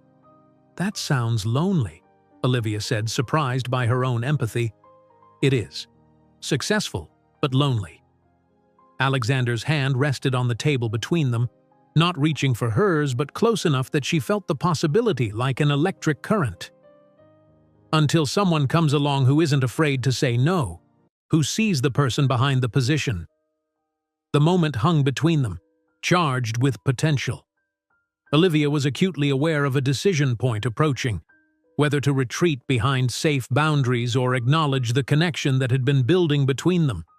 Before she could decide, her phone buzzed with an urgent message. Normally, she would ignore it, but the triple vibration indicated an emergency from someone in her priority contacts. "I'm sorry, I should check this," she said, reaching for her phone. It was Emma. "SOS. Simmons is having emergency meeting about gala, threatening to pull your team off project, called in legal. Get here now." Olivia's stomach dropped. "I have to go. There's a crisis at the office with the gala project." Alexander frowned. "At this hour? What's happened?" "I don't know details, but Simmons has legal involved and is threatening to remove my team." She stood, gathering her things. "I'm sorry to cut this short." "I'm coming with you," Alexander said, already signaling for the check.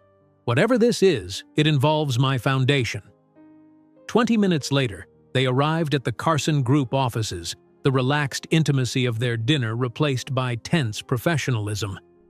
Several lights were on in the executive floor despite the late hour. As they exited the elevator, Emma rushed over, her expression a mix of relief and anxiety. "Thank God you're here. They're in the main conference room. Simmons is on the warpath." "What happened?" Olivia asked. One of the board members saw the preliminary budget for the warehouse venue and went ballistic, called it wasteful virtue signaling, and demanded immediate intervention. Simmons is trying to salvage the relationship by promising to restore the traditional format. Olivia felt a surge of anger. Without even consulting me, the project lead? That's why I texted. They're meeting with traditional vendors right now, preparing to scrap everything we've done. Alexander's expression had shifted to the cool, authoritative demeanor Olivia recognized from his professional settings. Let's address this immediately. They entered the conference room to find Simmons, 2 board members, and several vendors reviewing materials at a table scattered with floor plans and sample menus. Everyone froze when Alexander and Olivia appeared. "Mr. Reed," Simmons stammered, rising quickly. "We didn't expect you. We were just reviewing some options. Options that apparently involve dismantling a project I personally approved," Alexander said, his voice deceptively calm. "Without consulting the project director I specifically appointed." One of the board members, an older man with the confident posture of old money, spoke up. "Alexander, be reasonable. This warehouse concept may be fashionable, but it's not appropriate for our donor base. Lady Cunningham was positively aghast when I described it to her." "Lady Cunningham has declined to increase her donation for the past 5 years, despite her net worth tripling in that time," Alexander replied coolly. "Perhaps she should be aghast at that fact instead." The tension in the room was palpable. Olivia stepped forward. "If there are specific concerns about the budget or approach, I'm happy to address them directly, but dismantling the project without discussion isn't acceptable." "Ms. Bennett," Simmons said with forced patience, "this is a matter for the foundation board and executive leadership. Your team's creative input has been valuable, but ultimately—" "Ms. Bennett is the project director," Alexander interrupted. "Approved by me as CEO of the parent company and primary foundation donor. Her authority on this matter is absolute, short of my direct intervention, which, to be clear, would only be to support her vision, not undermine it." The board members exchanged glances, clearly not expecting such firm backing. Simmons looked like he'd swallowed something unpleasant. "Mr. Reed, could we perhaps discuss this privately?" he suggested. "There's nothing to discuss. The gala will proceed as Ms. Bennett has outlined, with the full support of Reed Enterprises and my personal endorsement. Any further attempts to circumvent her authority will be considered a direct challenge to mine. Is that perfectly clear?" The silence that followed was broken only by Emma's poorly disguised cough that sounded suspiciously like badass. Eventually, Simmons nodded. "Perfectly clear, sir. We were merely exploring contingencies." "Those contingencies are no longer needed. This meeting is over." Alexander's tone left no room for argument. As the room cleared, with vendors hurriedly packing up materials and board members making stiff farewells, Olivia stood in stunned silence. She had never seen Alexander use his authority so directly, so forcefully, and he had done it to defend her vision. When they were alone except for Emma, who was pretending to organize papers while obviously eavesdropping, Alexander turned to Olivia. "I apologize for speaking on your behalf," he said, his voice returning to the gentler tone from dinner. "That isn't usually my style." "It was effective," Olivia admitted. "Thank you for the support." "It wasn't just support. It was the right thing to do." He glanced at his watch. "Our evening was interrupted rather dramatically. Perhaps we could reschedule." The corporate power play she had just witnessed complicated her already conflicted feelings.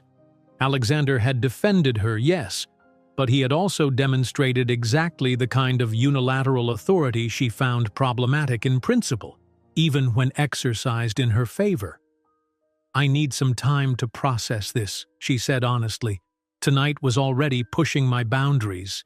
Then this—" He nodded, respecting her hesitation. "I understand. For what it's worth, I enjoyed our dinner tremendously, political maneuvering notwithstanding." "So did I," she admitted. more than I expected to. Emma, abandoning all pretense of not listening, looked between them with undisguised interest. "I'll leave you to deal with the aftermath," Alexander said, gesturing to the scattered meeting materials. "But Olivia, our conversation isn't finished. When you're ready." After he left, Emma practically pounced. "What happened at dinner? And more importantly, what was that? He basically declared corporate war to protect your project." Olivia sank into a chair, emotionally exhausted from the evening's dramatic shifts. "It's complicated. You keep saying that, but I just watched Alexander Reed burn down conventional corporate hierarchy to defend your vision. That seems pretty straightforward to me." "Is it? He exercised exactly the kind of unilateral power I've always criticized. The fact that he used it to support me doesn't change what it represents." Emma considered this. Or maybe it does. Power itself isn't the problem, it's how it's used. Tonight he used it to protect something meaningful against people who wanted to revert to safe, shallow tradition. Olivia wasn't entirely convinced, but Emma's perspective gave her pause. What if power, like wealth, wasn't inherently problematic, but contextual? What if Alexander was demonstrating exactly how privilege could be leveraged for positive change? And beyond these philosophical questions was a more immediate concern: the undeniable attraction she felt toward him, complicated now by gratitude, admiration, and lingering uneasiness about the dramatic power imbalance between them. "I need to focus on salvaging the project," she said finally. "Personal considerations will have to wait." But as she gathered her things to leave, the memory of Alexander's words echoed in her mind. "Our conversation isn't finished. When you're ready." The question was, would she ever be truly ready to navigate the complex territory that lay between them? The next morning, Olivia arrived at the office to find a handwritten note on her desk with the Reed Enterprises letterhead. The message was brief, but significant. "To all Carson Group staff, effective immediately, all decisions regarding the Reed Foundation Gala will be made exclusively by Olivia Bennett and her designated team. Any attempts to circumvent this authority will result in immediate review of employment status. This directive comes directly from the office of Alexander Reed, CEO." Below the formal message was a personal addition in Alexander's distinctive handwriting. "Removing obstacles. Hope this helps rather than complicates. A." Olivia stared at the note, unsure whether to be grateful for the support or concerned about the implications. Before she could decide, Emma appeared at her door with 2 coffee cups and an excited expression. "Have you seen the email that just went out? Reed basically gave you immunity from corporate politics. Simmons looks like he swallowed a lemon." She handed Olivia a coffee. "Also, the office is buzzing with rumors about you two leaving together last night and arriving together at the emergency meeting." "We were having dinner when your text came in," Olivia explained. "It made sense to travel together." "Dinner," Emma repeated meaningfully. "As in a date?" "As in 2 adults having a conversation outside of work hours. At one of the most romantic spots in the city." Olivia sighed. The location had personal significance for him. It wasn't about romance. "Sure, and the way he looked at you during that showdown was purely professional." Emma perched on the edge of the desk. "Come on, Liv. Something is happening between you two. Why not admit it?" Before Olivia could respond, her phone rang. Alexander's private line. Emma wiggled her eyebrows suggestively and backed toward the door, mouthing, "Take it," as she left. Olivia answered with professional formality. "Good morning, Mr. Reed." "Back to Mr. Reed, I see," Alexander replied, a smile evident in his voice. "I hope my note didn't overstep. It's a bit authoritarian. Necessary, given the circumstances. Simmons needed a clear message that undermining you means undermining me." "And the personal note?" "That was just me, checking in, making sure you're okay after last night's drama." Olivia softened slightly. "I'm fine. The team is energized, actually. Nothing motivates creative people like attempts to shut them down. Good.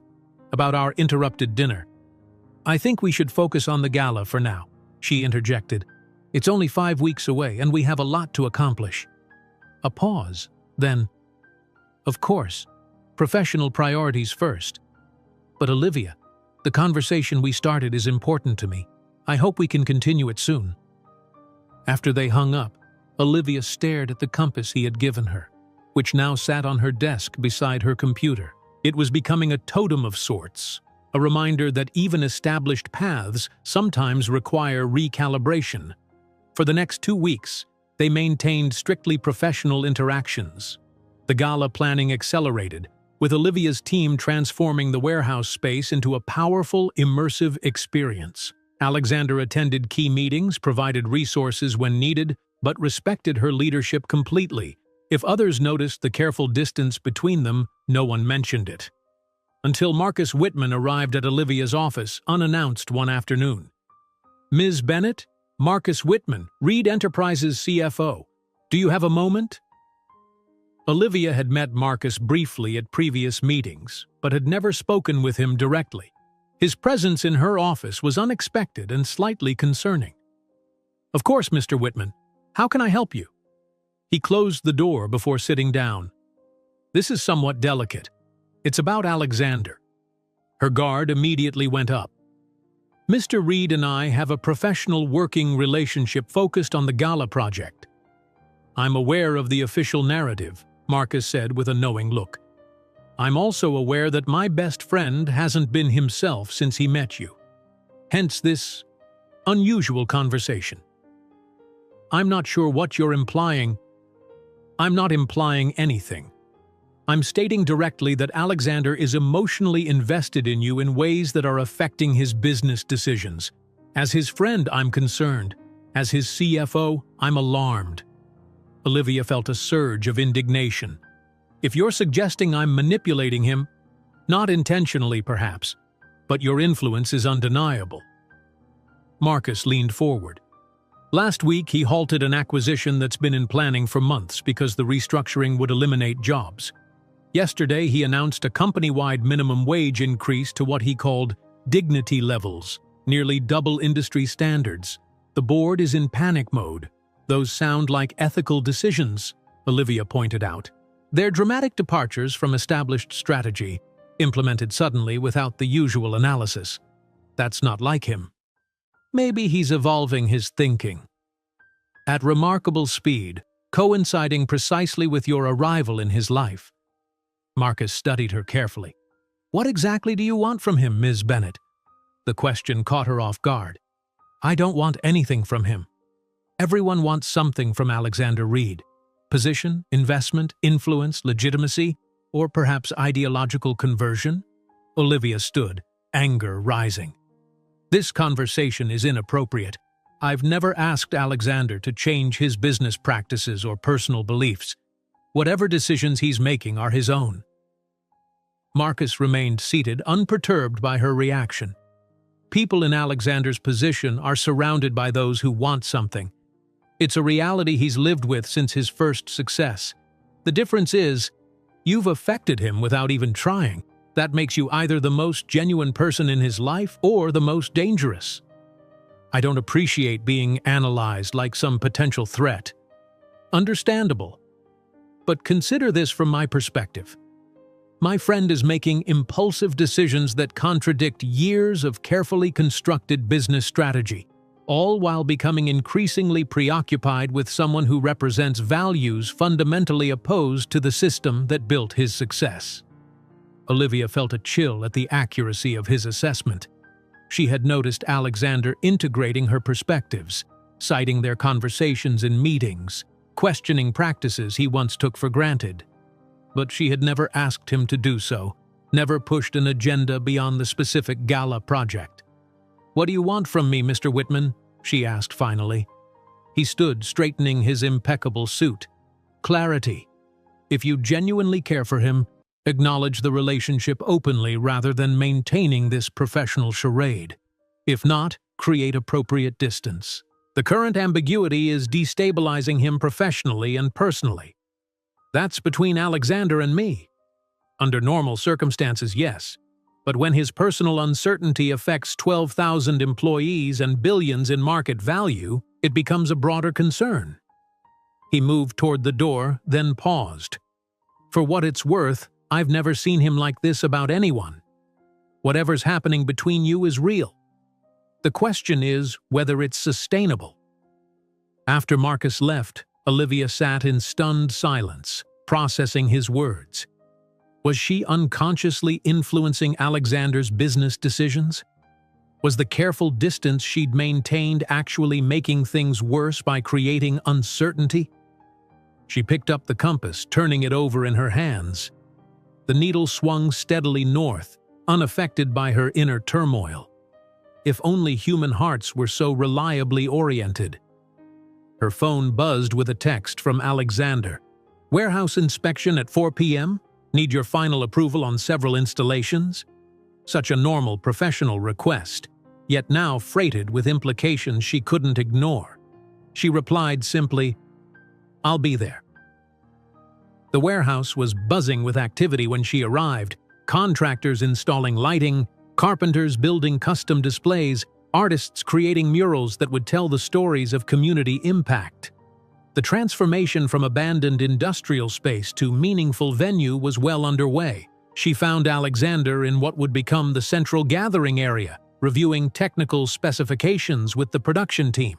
He was in full CEO mode, focused, decisive, commanding. Yet when he saw her, his expression softened momentarily before returning to professional neutrality. "Olivia, perfect timing. We need your input on the multimedia installation." They spent the next hour moving through the space, addressing various decisions that needed finalization. Their interaction was seamlessly professional, yet Olivia was acutely aware of the undercurrents flowing beneath the surface. The careful distance they maintained, the weighted pauses in conversation, the brief moments when their eyes met for a second too long. Finally, after the various teams had dispersed to continue their work, they found themselves alone in what would become the reflection garden overlooking the East River.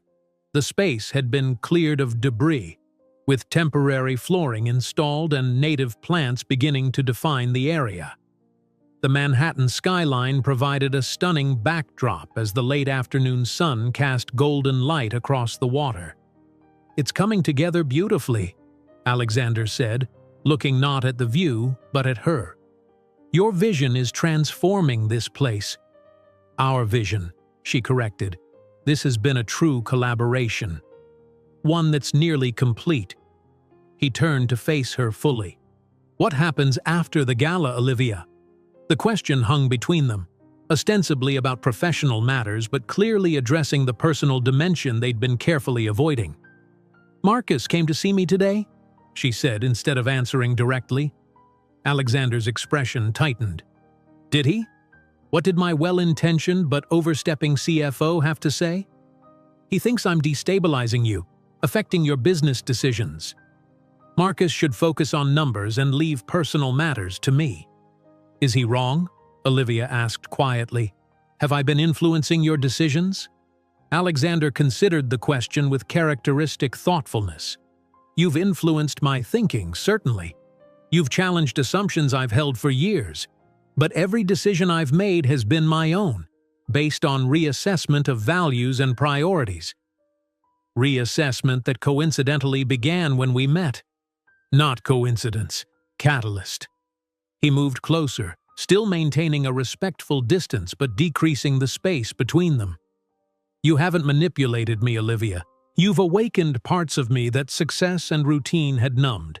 The part that questions, that seeks meaning beyond profit, that remembers why I started building in the first place. And what happens when the novelty wears off, when challenging conversations become tiresome rather than stimulating, when the business impacts of dignity wages affect quarterly reports?" Alexander's gaze was steady, unwavering. "You're asking if this is temporary, if you're a phase I'm going through that I'll outgrow when reality reasserts itself." "It's a valid question." "It is, and I don't have a guaranteed answer, because life doesn't offer those." He paused. but I know that in the weeks since we met, I've felt more alive, more purposeful, more connected to what matters than I have in years. That doesn't feel temporary to me." Olivia felt her carefully constructed walls weakening. "Alexander, there are fundamental differences in how we see the world. Are there? Or are there differences in our experiences that have led to different conclusions about similar values?" He took another step closer. "We both believe in dignity, in purpose, in creating meaningful impact. We've approached those values from different paths, but the core is remarkably aligned." As the sun began to set, casting them in amber light, Olivia realized they had reached another crossroads, perhaps the most significant one yet. The professional project that had brought them together was nearing completion. The careful boundaries they had established were proving insufficient to contain whatever was growing between them. "I don't have answers," she admitted finally. "This is uncharted territory for me." "For me as well," Alexander said softly. "But I'm willing to explore it. Together. No expectations, no presumptions. Just two people seeing where this leads." He held out his hand, not grabbing, not assuming, but offering. A choice. Her choice. Olivia looked at his outstretched hand, then up at his face, open and vulnerable in a way she'd never seen from him before. The compass in her pocket seemed to weigh heavier, as if reminding her of its presence. Some journeys required more than navigation tools. They required courage. Olivia took Alexander's hand. The simple gesture carried the weight of a decision far more significant than it appeared. His fingers closed gently around hers, warm and solid, and something shifted in the air between them. An acknowledgement of boundaries crossed, possibilities opened. "I'm not promising anything," she said softly. "I still have concerns. I wouldn't expect otherwise." His smile was gentle. "Unexamined certainty isn't your style." They stood there as the sunset painted Manhattan in shades of gold and rose, still holding hands, neither rushing to define whatever was happening between them. It was a moment of perfect balance, tentative yet profound, cautious yet brave. Finally, Olivia spoke. "We should focus on completing the gala. After that, we can see where this leads." "Agreed." Alexander reluctantly released her hand as voices approached, workers returning to continue the installation. "Dinner tomorrow? My place. I'll cook." Olivia raised an eyebrow. "You cook?" "Another hidden talent from my pre-billionaire days. Nothing fancy, but edible." "I'd like that." As they returned to professional mode, discussing final details with the production team, Olivia felt both terrified and exhilarated. She had just opened a door she wasn't sure she was ready to walk through, yet the prospect of seeing what lay on the other side filled her with unexpected anticipation. The next evening, Alexander's driver collected her from her Brooklyn apartment. As the car crossed the bridge into Manhattan, Olivia's phone buzzed with a text from Emma. "Enjoy your date with the billionaire. If he proposes, remember who encouraged this from the beginning." Olivia smiled, despite her nervousness. Emma's enthusiasm was relentless, but her support had been invaluable throughout this unexpected journey. When the car pulled up to Alexander's building, Olivia half expected a glittering high-rise with doormen in livery. Instead, she found herself in front of a converted industrial building in Tribeca. Upscale, certainly, but with an understated elegance that surprised her. The doorman who greeted her wore a simple uniform and knew her name without checking any list. "Mr. Reed is expecting you, Ms. Bennett. Top floor." The private elevator opened directly into Alexander's penthouse, and Olivia stepped out to find him in the kitchen, sleeves rolled up, chopping vegetables with practiced efficiency. Classical music played softly in the background, and the space smelled of garlic and herbs. "You really do cook," she said, announcing her presence. He looked up with a smile that transformed his face, the CEO completely gone, replaced by a man genuinely happy to see her. "I really do. Though I'll admit I'm out of practice." Olivia took in the space as she approached the kitchen island. Like the building itself, Alexander's home was a study in understated luxury. Open concept with exposed brick walls, warm wood floors, and large windows showcasing the city lights. The furniture was clearly expensive but comfortable rather than showy, and art covered the walls, not the status pieces she might have expected, but eclectic works that looked chosen for personal resonance. Most surprising were the books, hundreds of them on built-in shelves, worn paperbacks mixed with leather-bound volumes clearly read rather than displayed. "Not what you expected?" Alexander asked, noticing her survey of the space. "Not entirely," she admitted, "though I'm learning to stop expecting things from you." He handed her a glass of wine. "That sounds like progress." The dinner he prepared was simple but perfect. Pasta with fresh vegetables and herbs, crusty bread, a salad of greens that he admitted came from the Montrose Gardens rooftop. They ate at the kitchen island rather than the formal dining table, the casual setting enhancing the sense of genuine connection. "So," Alexander said as they finished the meal, "you've seen where I work, where I eat, and now where I live. Fair exchange suggests I should see your apartment next." "My entire place would fit in your kitchen," Olivia said with a laugh. "And it's not nearly as well decorated. But it's yours. It's part of your story." He refilled their glasses. "I want to know that story beyond what research can tell me." "Why?" The question was direct, honest. Alexander considered it seriously. "Because you've shown me parts of myself I'd forgotten existed. Because you challenge me without diminishing me. Because when I'm with you, the world feels more substantial, more meaningful." His honesty disarmed her. "That's a lot to put on someone you've known for a relatively short time." "It is," he agreed. "Too much?" "I don't know yet." Olivia set down her glass.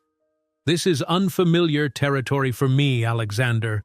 I've spent years defining myself in opposition to wealth and power. Now I'm sitting in a billionaire's penthouse, enjoying his company, questioning assumptions I've held for a long time. Welcome to my experience these past weeks." His smile was wry. Questioning long-held assumptions is uncomfortable but necessary for growth. And what if we grow in different directions? What if, after the novelty fades, we find ourselves on fundamentally opposing sides again? Alexander reached across the counter, not quite touching her hand, but close enough that she could feel the warmth radiating from his skin. "Then we'll have had an honest exchange that made both of us more thoughtful, more nuanced in our understanding of the world. That seems worthwhile, regardless of outcome." Later, as they stood by the windows overlooking the city, the conversation turned to the approaching gala. "The board is still nervous," Alexander admitted. "They're predicting donor revolt, embarrassment, disaster." "And you?" Olivia asked, studying his profile against the city lights. "I believe in your vision, and even if some traditional donors balk, opening the foundation to new supporters and perspectives will strengthen it in the long run." "Marcus might disagree. He seems concerned about your recent epiphanies." Alexander turned to face her. "Marcus has been with me since the beginning. He's protective of me and what we've built. But he'll adapt as he sees that these changes aren't impulsive but evolutionary." "Are they? Evolutionary rather than revolutionary?" "I think so." He moved closer. "I'm not abandoning capitalism or success, Olivia. I'm rediscovering purpose within it, remembering that wealth is a tool, not an end in itself." She felt the familiar flutter in her stomach as he approached, but didn't step back. "And what is the end itself? What's the purpose?" "Making a positive difference, creating something meaningful, connecting authentically with others." His voice softened. "With you, specifically, at the moment." The air between them charged with possibility. They had been circling each other for weeks, maintaining professional distance despite growing personal connection. Now, with that barrier deliberately lowered, the attraction between them was palpable. Alexander's hand rose to gently touch her cheek, a question in his eyes. Olivia answered by closing the distance between them, her lips meeting his in a kiss that began tentatively but quickly deepened with weeks of suppressed longing. Time seemed to suspend as they finally acknowledged the desire that had been building since their first contentious meeting. His arms encircled her waist as hers wound around his neck, pulling each other closer, the kiss expressing what words had struggled to capture. When they finally broke apart, both slightly breathless, Alexander rested his forehead against hers. "I've been wanting to do that since you first told me off in that cafe." "Even then?" Olivia asked with a small laugh. "Especially then. You were magnificent in your righteous indignation." She stepped back slightly, needing space to think clearly. The intensity of her reaction to him was both thrilling and alarming. "This complicates things. Only if we let it." He took her hands in his. "The gala is in 2 weeks. Let's focus on that professionally, while allowing this," he gestured between them, "to develop naturally, without pressure or expectations." Can we really separate the two so neatly? Probably not entirely, but we can try. He smiled. "I'm willing if you are." As she left his apartment later that evening, Olivia felt as though she'd crossed some invisible threshold. The kiss they'd shared had confirmed what she'd been trying to deny. Her feelings for Alexander went far beyond professional respect or intellectual fascination. There was a connection between them that defied easy categorization or rational analysis. The driver took her back to Brooklyn in comfortable silence as she processed the evening. When she reached her apartment, she found a text waiting on her phone, sent moments after she'd left his building. "Thank you for taking a chance on the unknown. Sleep well. A." The simple message made her smile despite her lingering uncertainties. The next 2 weeks passed in a whirlwind of final gala preparations, interspersed with moments of personal connection. During the day, they maintained professional boundaries, working with their respective teams to ensure every detail of the event was perfect. Evenings often found them together, sometimes at his place, occasionally at small neighborhood restaurants near her apartment, once at a hidden jazz club he'd frequented during his early New York days. They were careful to keep their developing relationship private, though Emma had immediately noticed the change in Olivia's demeanor, and Marcus had given Alexander knowing looks during meetings. The night before the gala, they met at the warehouse for final inspections, the space now completely transformed from abandoned industrial building to immersive experience. "It's remarkable," Alexander said as they walked through the finished installation. "Better than I imagined." Each zone of the warehouse told the story of a different community need: education, housing, healthcare, environmental justice, through interactive exhibitions that highlighted both challenges and solutions. Participants would move through the experiences before reaching the reflection garden, where they could consider their response. Gone were the crystal chandeliers and champagne fountains of previous galas. In their place was something far more authentic, and potentially far more impactful. "Are you nervous?" Olivia asked as they stood in the completed garden overlooking the river. "About the gala? No? About how it might change philanthropy at this level? A little. About us?" Alexander took her hand. "Definitely." His honesty continued to disarm her. "At least we're nervous together. That's something." He squeezed her hand.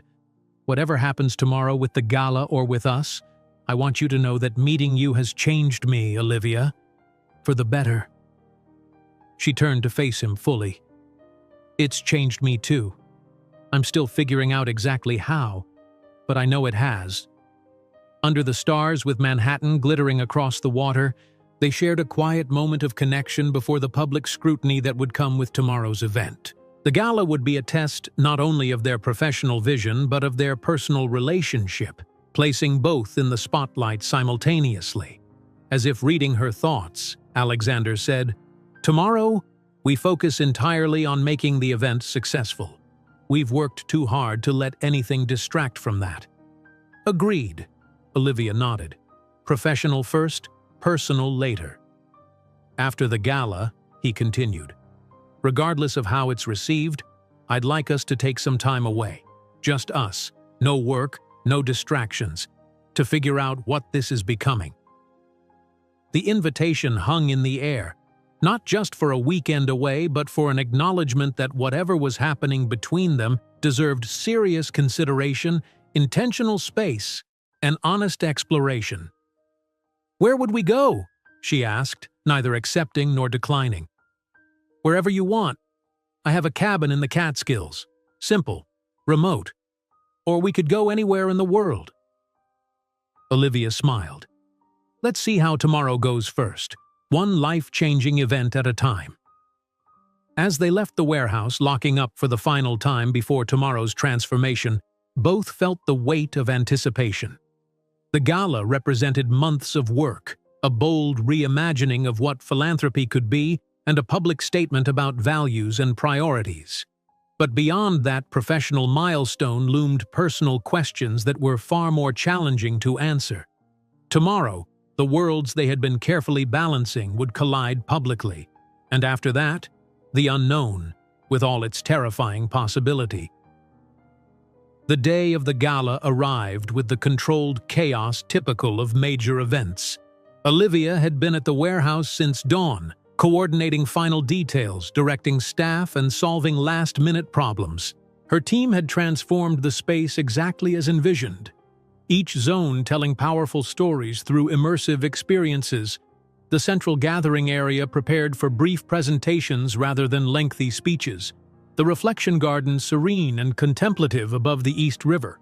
By late afternoon, Olivia retreated to a small makeshift office to change from practical work clothes into her evening attire, a simple but elegant emerald dress that Emma had insisted was CEO-worthy without trying too hard.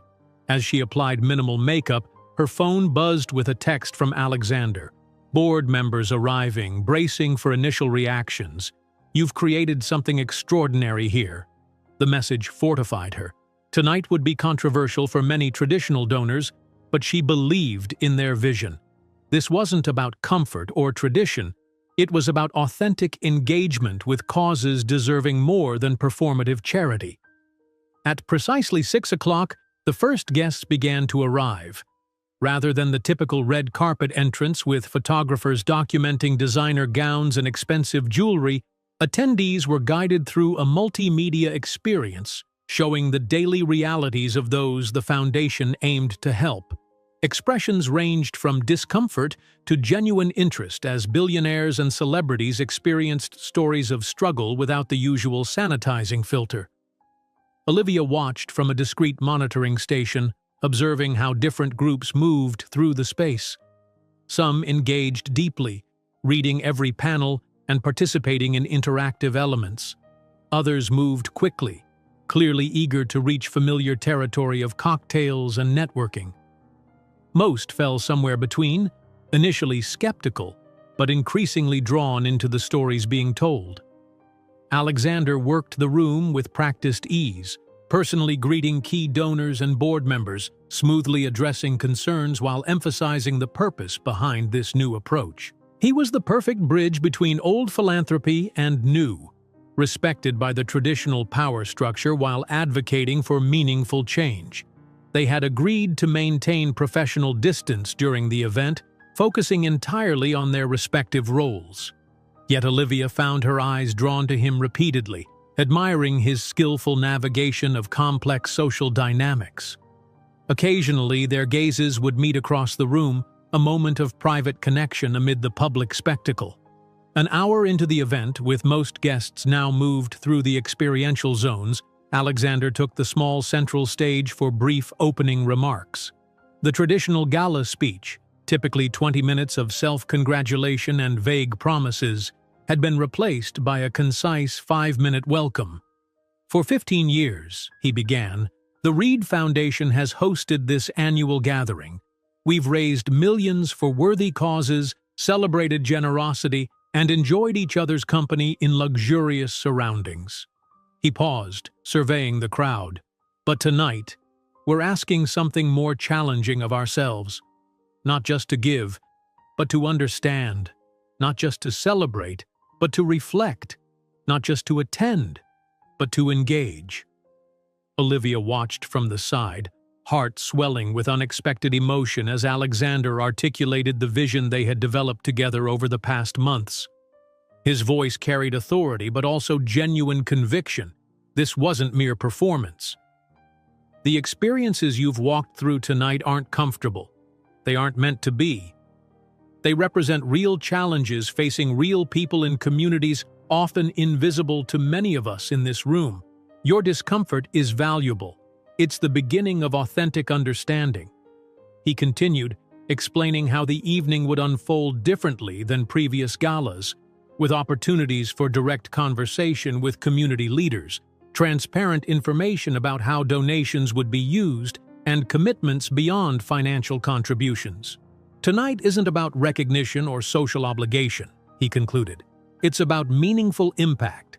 It's about connecting our resources. Financial, yes, but also our networks, our influence, our attention, with the communities that can use them most effectively.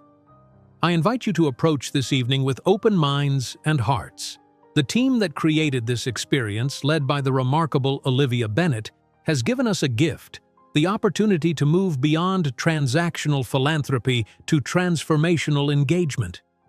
As conversations resumed and guests moved toward various interactive stations, Olivia found herself approached by board members and major donors, some curious, others clearly skeptical. "Bold choice, this warehouse," commented an older woman Olivia recognized as a significant foundation supporter. "Though I must say that education exhibit was rather eye-opening. I had no idea about the disparity in resources between schools just miles apart." "That was precisely the goal," Olivia replied, "making abstract statistics concrete and personal." "Alexander has always had unconventional instincts," the woman continued, studying Olivia with shrewd eyes, "though this is radical even for him. Your influence, I presume?" Before Olivia could formulate a diplomatic response, Alexander appeared beside her. "Lady Cunningham, I see you've met Olivia Bennett, the creative force behind tonight's transformation." "We were just discussing your departure from tradition," Lady Cunningham said. "Quite a statement you're making." "The statement comes from the communities themselves," Alexander replied smoothly. "We're simply creating space for their voices." "Indeed." Lady Cunningham's gaze moved between them, noting something in their body language that Olivia feared was obvious to others as well. "Well, Ms. Bennett, you've certainly made an impression. On the foundation and—" her eyes twinkled knowingly. "Elsewhere, it seems." As she moved away, Alexander touched Olivia's elbow lightly. "Everything's running perfectly. The Housing Zone exhibit has 3 board members in deep conversation with community advocates. I've never seen anything like it."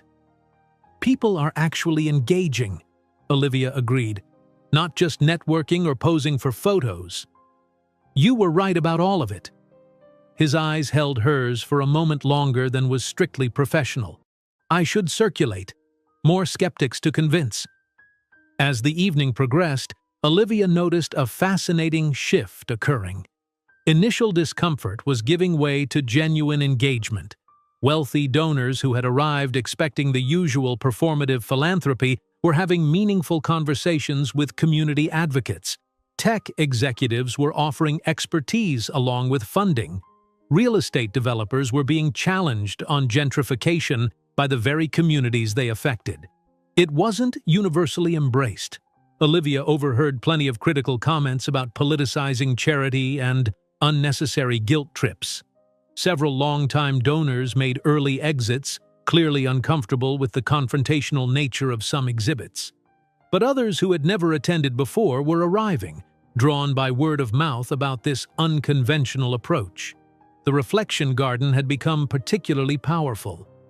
Olivia observed guests sitting quietly, contemplating the Manhattan skyline, writing commitments on cards that would be publicly displayed and followed up on quarterly. This wasn't ephemeral charity, but sustained engagement. "Ms. Bennett," A voice interrupted her observations. She turned to find Marcus Whitman, Alexander's CFO and friend, holding 2 glasses of champagne. He offered her one. Impressive execution, very different from previous years. "Thank you," she replied, accepting the glass cautiously. Their last interaction had been confrontational, with Marcus questioning her influence on Alexander. "I was skeptical," he admitted, "about the concept and, frankly, about you. I remember.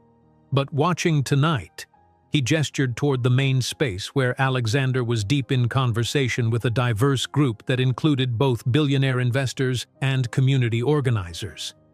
"This isn't just different, it's better, more honest." That was the intention. Marcus studied her over his champagne glass. He's different too. More purposeful. More himself. Somehow. He paused. "I've known Alexander since college. Supported him through every venture, every risk. But I've never seen him like this." "Is that good or bad?" Olivia asked directly. "I'm still deciding." Marcus's smile was unexpectedly warm. "But I'm leaning toward good. Whatever's happening between you two, it seems to be bringing out his best self. The man I knew before success complicated everything." Before she could respond, Emma appeared, slightly breathless with excitement. "Liv, you need to see this. The pledges coming in aren't just financial. CEOs are committing to policy changes, hiring initiatives, community investments. This is going beyond anything we anticipated."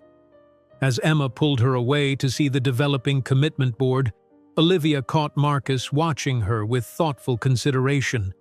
Perhaps Alexander's oldest friend was finally seeing what Alexander himself had recognized: that challenging perspectives could strengthen rather than threaten. By midnight, the formal program had concluded, though many guests remained engaged in conversations throughout the space. Preliminary numbers showed financial donations exceeding previous years by nearly 30%, with additional commitments of time, resources, and policy changes that were harder to quantify but potentially more impactful. Olivia found Alexander in the now quiet reflection garden, alone, looking out over the water. She joined him silently, standing beside him as they both absorbed the evening's success. "We did it," she said finally. "You did it," he corrected gently. "This was your vision. Our execution. You took a tremendous risk backing something so different." Alexander turned to face her, the city lights illuminating his profile. "The best decision I've made in years, professionally and personally." The distinction hung between them, acknowledging the dual nature of their connection. For months, they had balanced professional collaboration with growing personal feelings. Tonight had demonstrated the power of their professional partnership. What remained was determining the potential of their personal relationship. "There's talk," Olivia said quietly. "People noticing something between us. Does that concern you?" She considered the question seriously. "Less than I expected it to. Tonight proved we can create something meaningful together without compromising either of our values." "Is that what you were afraid of? Compromise?" "Partly. I was afraid that either I would bend too much to your world or you would make superficial changes to appease me. Instead," she gestured to the transformed warehouse around them. "Instead, we found a third path, something neither of us would have created alone." A comfortable silence fell between them, the evening's success creating a foundation of mutual respect and shared purpose that transcended their different backgrounds and initial judgments. "The cabin offer still stands," Alexander said finally. "Time away to figure out what this is becoming. No pressure, no expectations." Olivia felt the weight of the decision. The gala's success had proven their professional compatibility, but a personal relationship would mean navigating far more complex territory, different worlds, public scrutiny, the power imbalance they could never entirely eliminate. Yet standing beside him, looking at what they had created together, she found herself less afraid of those challenges than before. Perhaps some journeys were worth taking precisely because the destination was uncertain. "When would we leave?" she asked, neither confirming nor declining, but opening the door to possibility. Alexander's smile held relief and anticipation in equal measure. Whenever you're ready. As the last guests departed and the cleanup crew began their work, Olivia and Alexander stood in the garden a moment longer, the success of the evening surrounding them, the potential of what might come next, stretching before them like the glittering horizon of the city they both loved. Tomorrow would bring media coverage, board reactions, public scrutiny, the full accounting of their professional gamble. But tonight, in this quiet moment between ending and beginning, they allowed themselves to acknowledge the personal journey that had brought them here and the path forward that awaited their decision. The morning after the gala, Olivia woke to her phone buzzing incessantly with notifications. Media coverage had begun, and her team was frantically sharing links and screenshots. She scrolled through headlines with growing amazement. Reed Foundation revolutionizes philanthropy with immersive gala experience. Billionaires confronted with reality at unconventional charity event. From performative to purposeful, how Alexander Reed is changing philanthropy. Most coverage was positive, praising the innovative approach and authentic engagement. Some traditional business publications were more critical, questioning whether confrontational philanthropy would ultimately reduce donations.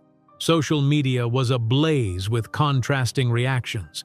Some wealthy attendees complaining about guilt tripping, others posting thoughtful reflections on how the experience had changed their perspective.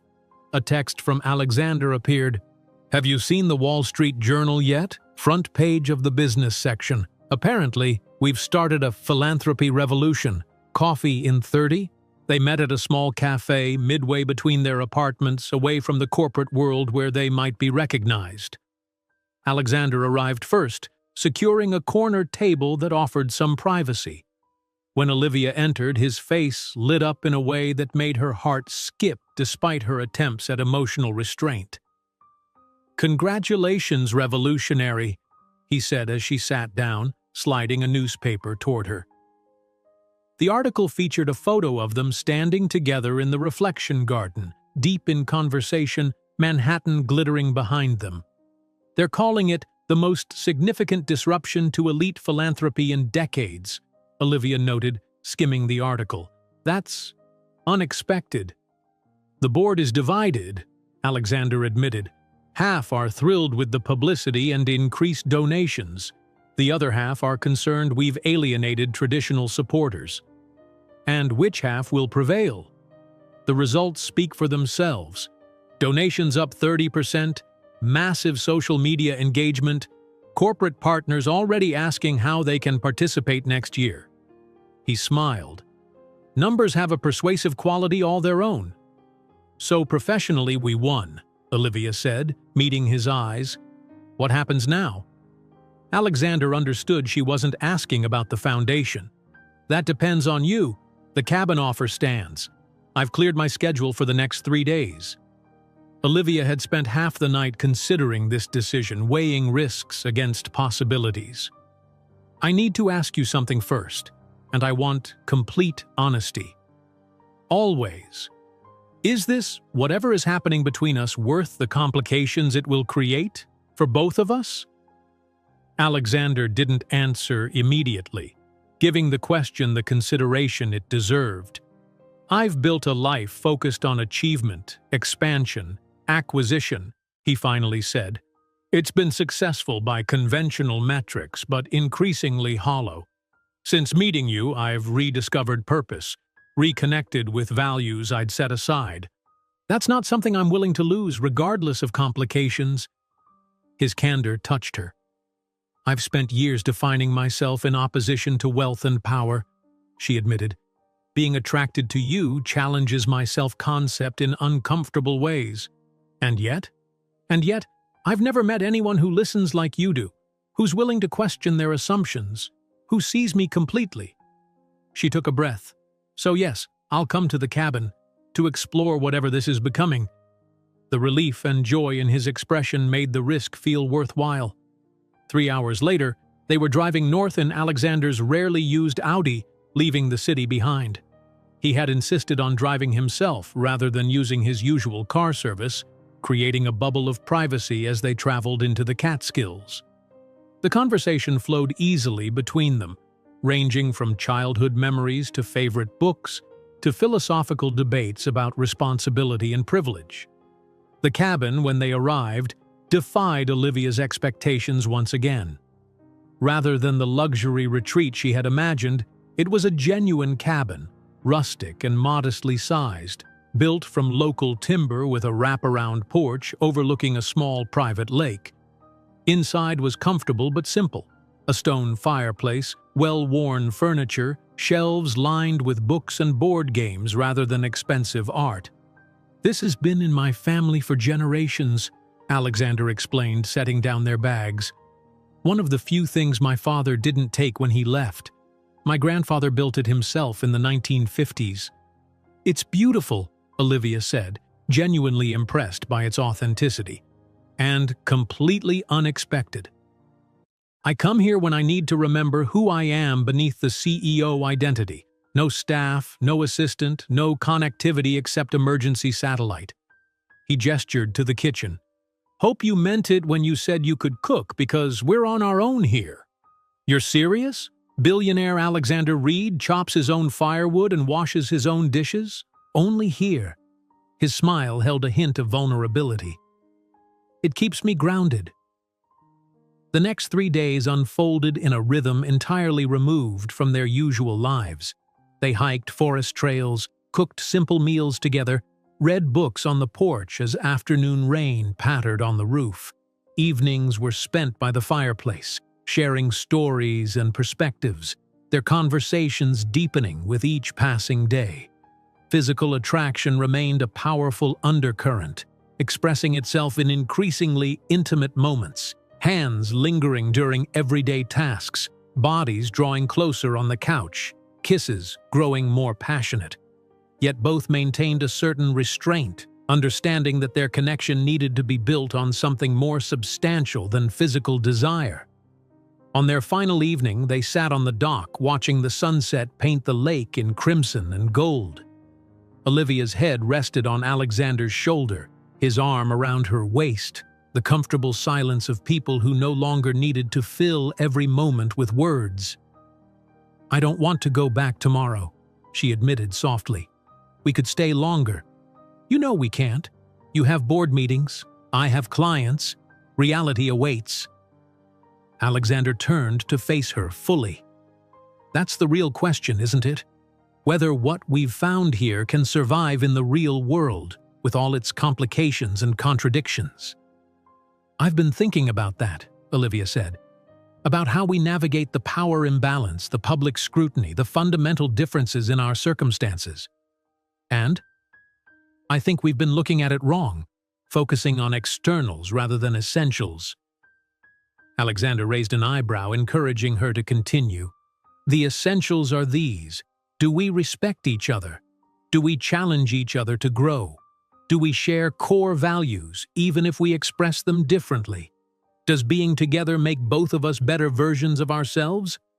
"Yes to all," Alexander said without hesitation. "Emphatically, yes. Then the rest is just logistics. Complicated logistics, certainly, but solvable." Alexander's smile broadened. "Spoken like someone who manages complex projects for a living." "Exactly. We approach it as a challenge to solve rather than an insurmountable obstacle."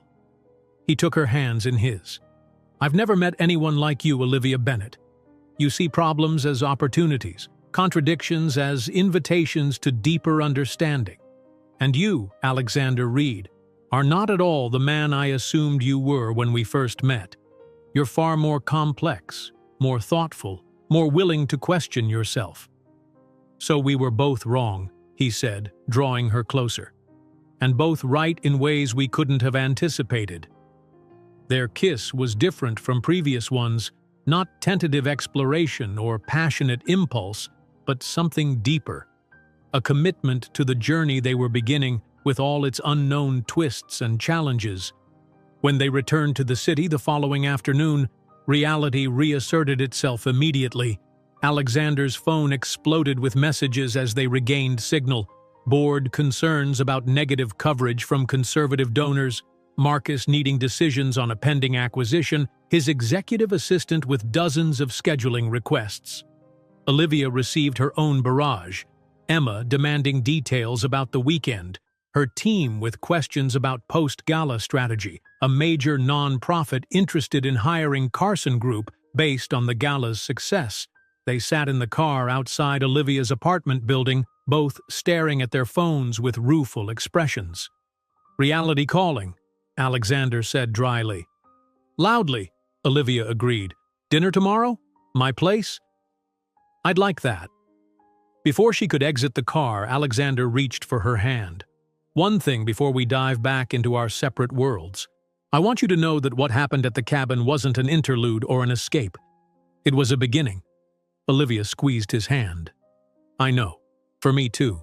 In the weeks that followed, they navigated the complexities of integrating their personal relationship with their professional lives. They were discreet but not secretive, allowing news of their relationship to emerge gradually rather than making formal announcements. There were challenges, as expected. Some colleagues viewed Olivia's promotion to lead a new social impact division at Carson Group as favoritism rather than recognition of her talents. Conservative board members questioned Alexander's business judgment, attributing his increased focus on ethical practices to Olivia's influence rather than genuine conviction. But there were triumphs as well. The Reed Foundation's new approach became a model studied by philanthropic organizations worldwide. Olivia's innovative marketing strategies for social causes attracted clients passionate about authentic engagement. Together, they found ways to leverage their complementary strengths and perspectives. 6 months after the gala, they sat in the rooftop garden at Montrose Gardens where they had shared their first real dinner. The space had special significance now, a reminder of how far they had come from initial prejudgments to deep understanding. "I have something for you," Alexander said, reaching into his pocket. He withdrew not a jewelry box as Olivia momentarily feared, but a small compass, newer than the antique he had given her but similar in design. "Another compass?" she asked, taking it curiously. "Open it." Inside, engraved on the back of the case, were the coordinates of the cabin and the date of their weekend there. Below were the words, "Where north became clear." Emotion caught in Olivia's throat. It was perfect. Not a showy gesture or expensive token, but a meaningful acknowledgement of their journey. "I have the original in my office," she said. "It reminds me daily to stay oriented toward what matters, not what's expected." "That's what you've given me," Alexander said, taking her hand across the table, a recalibration of what truly matters. As the sun set over Manhattan, Olivia reflected on the unlikely path that had brought them together. She had once defined herself in opposition to everything Alexander represented, viewing wealth and power through a single critical lens. He had operated in a world where his perspective was rarely challenged, surrounded by people seeking advantage rather than authentic connection. Now they had each expanded their worldview, not by abandoning their principles, but by recognizing the nuance and complexity beyond initial assumptions. Their differences remained. She still challenged structural inequalities. He still operated within capitalist systems. But those differences had become strengths rather than barriers, offering complementary perspectives that made both of them more effective in their respective spheres. "What are you thinking about?" Alexander asked, noticing her contemplative expression. "About assumptions. How quickly we make them, how reluctantly we release them, and how much we might miss because of them. Like assuming all billionaires are shallow, exploitative egomaniacs?" he teased gently. "Or assuming all idealists are impractical, judgmental, and no fun at parties?" she countered with a smile. Alexander laughed, the sound warm and genuine. "Thank goodness we were both wrong." "Not entirely wrong," Olivia corrected. "Just incomplete. We each had pieces of truth, but not the whole picture. And now? Now we're drawing a more complete map together." She looked at the compass in her hand, then up at the man who had challenged her assumptions as thoroughly as she had challenged his, with better navigation tools than we had before. As they left the garden hand in hand, Olivia felt a sense of alignment she had never experienced between personal and professional, principle and practice, heart and mind. The journey ahead would never be simple, given their different starting points and the complex world they inhabited, but they had found something worth the effort, a connection that made both of them more complete, more effective, more authentically themselves, not despite their differences, but because of them.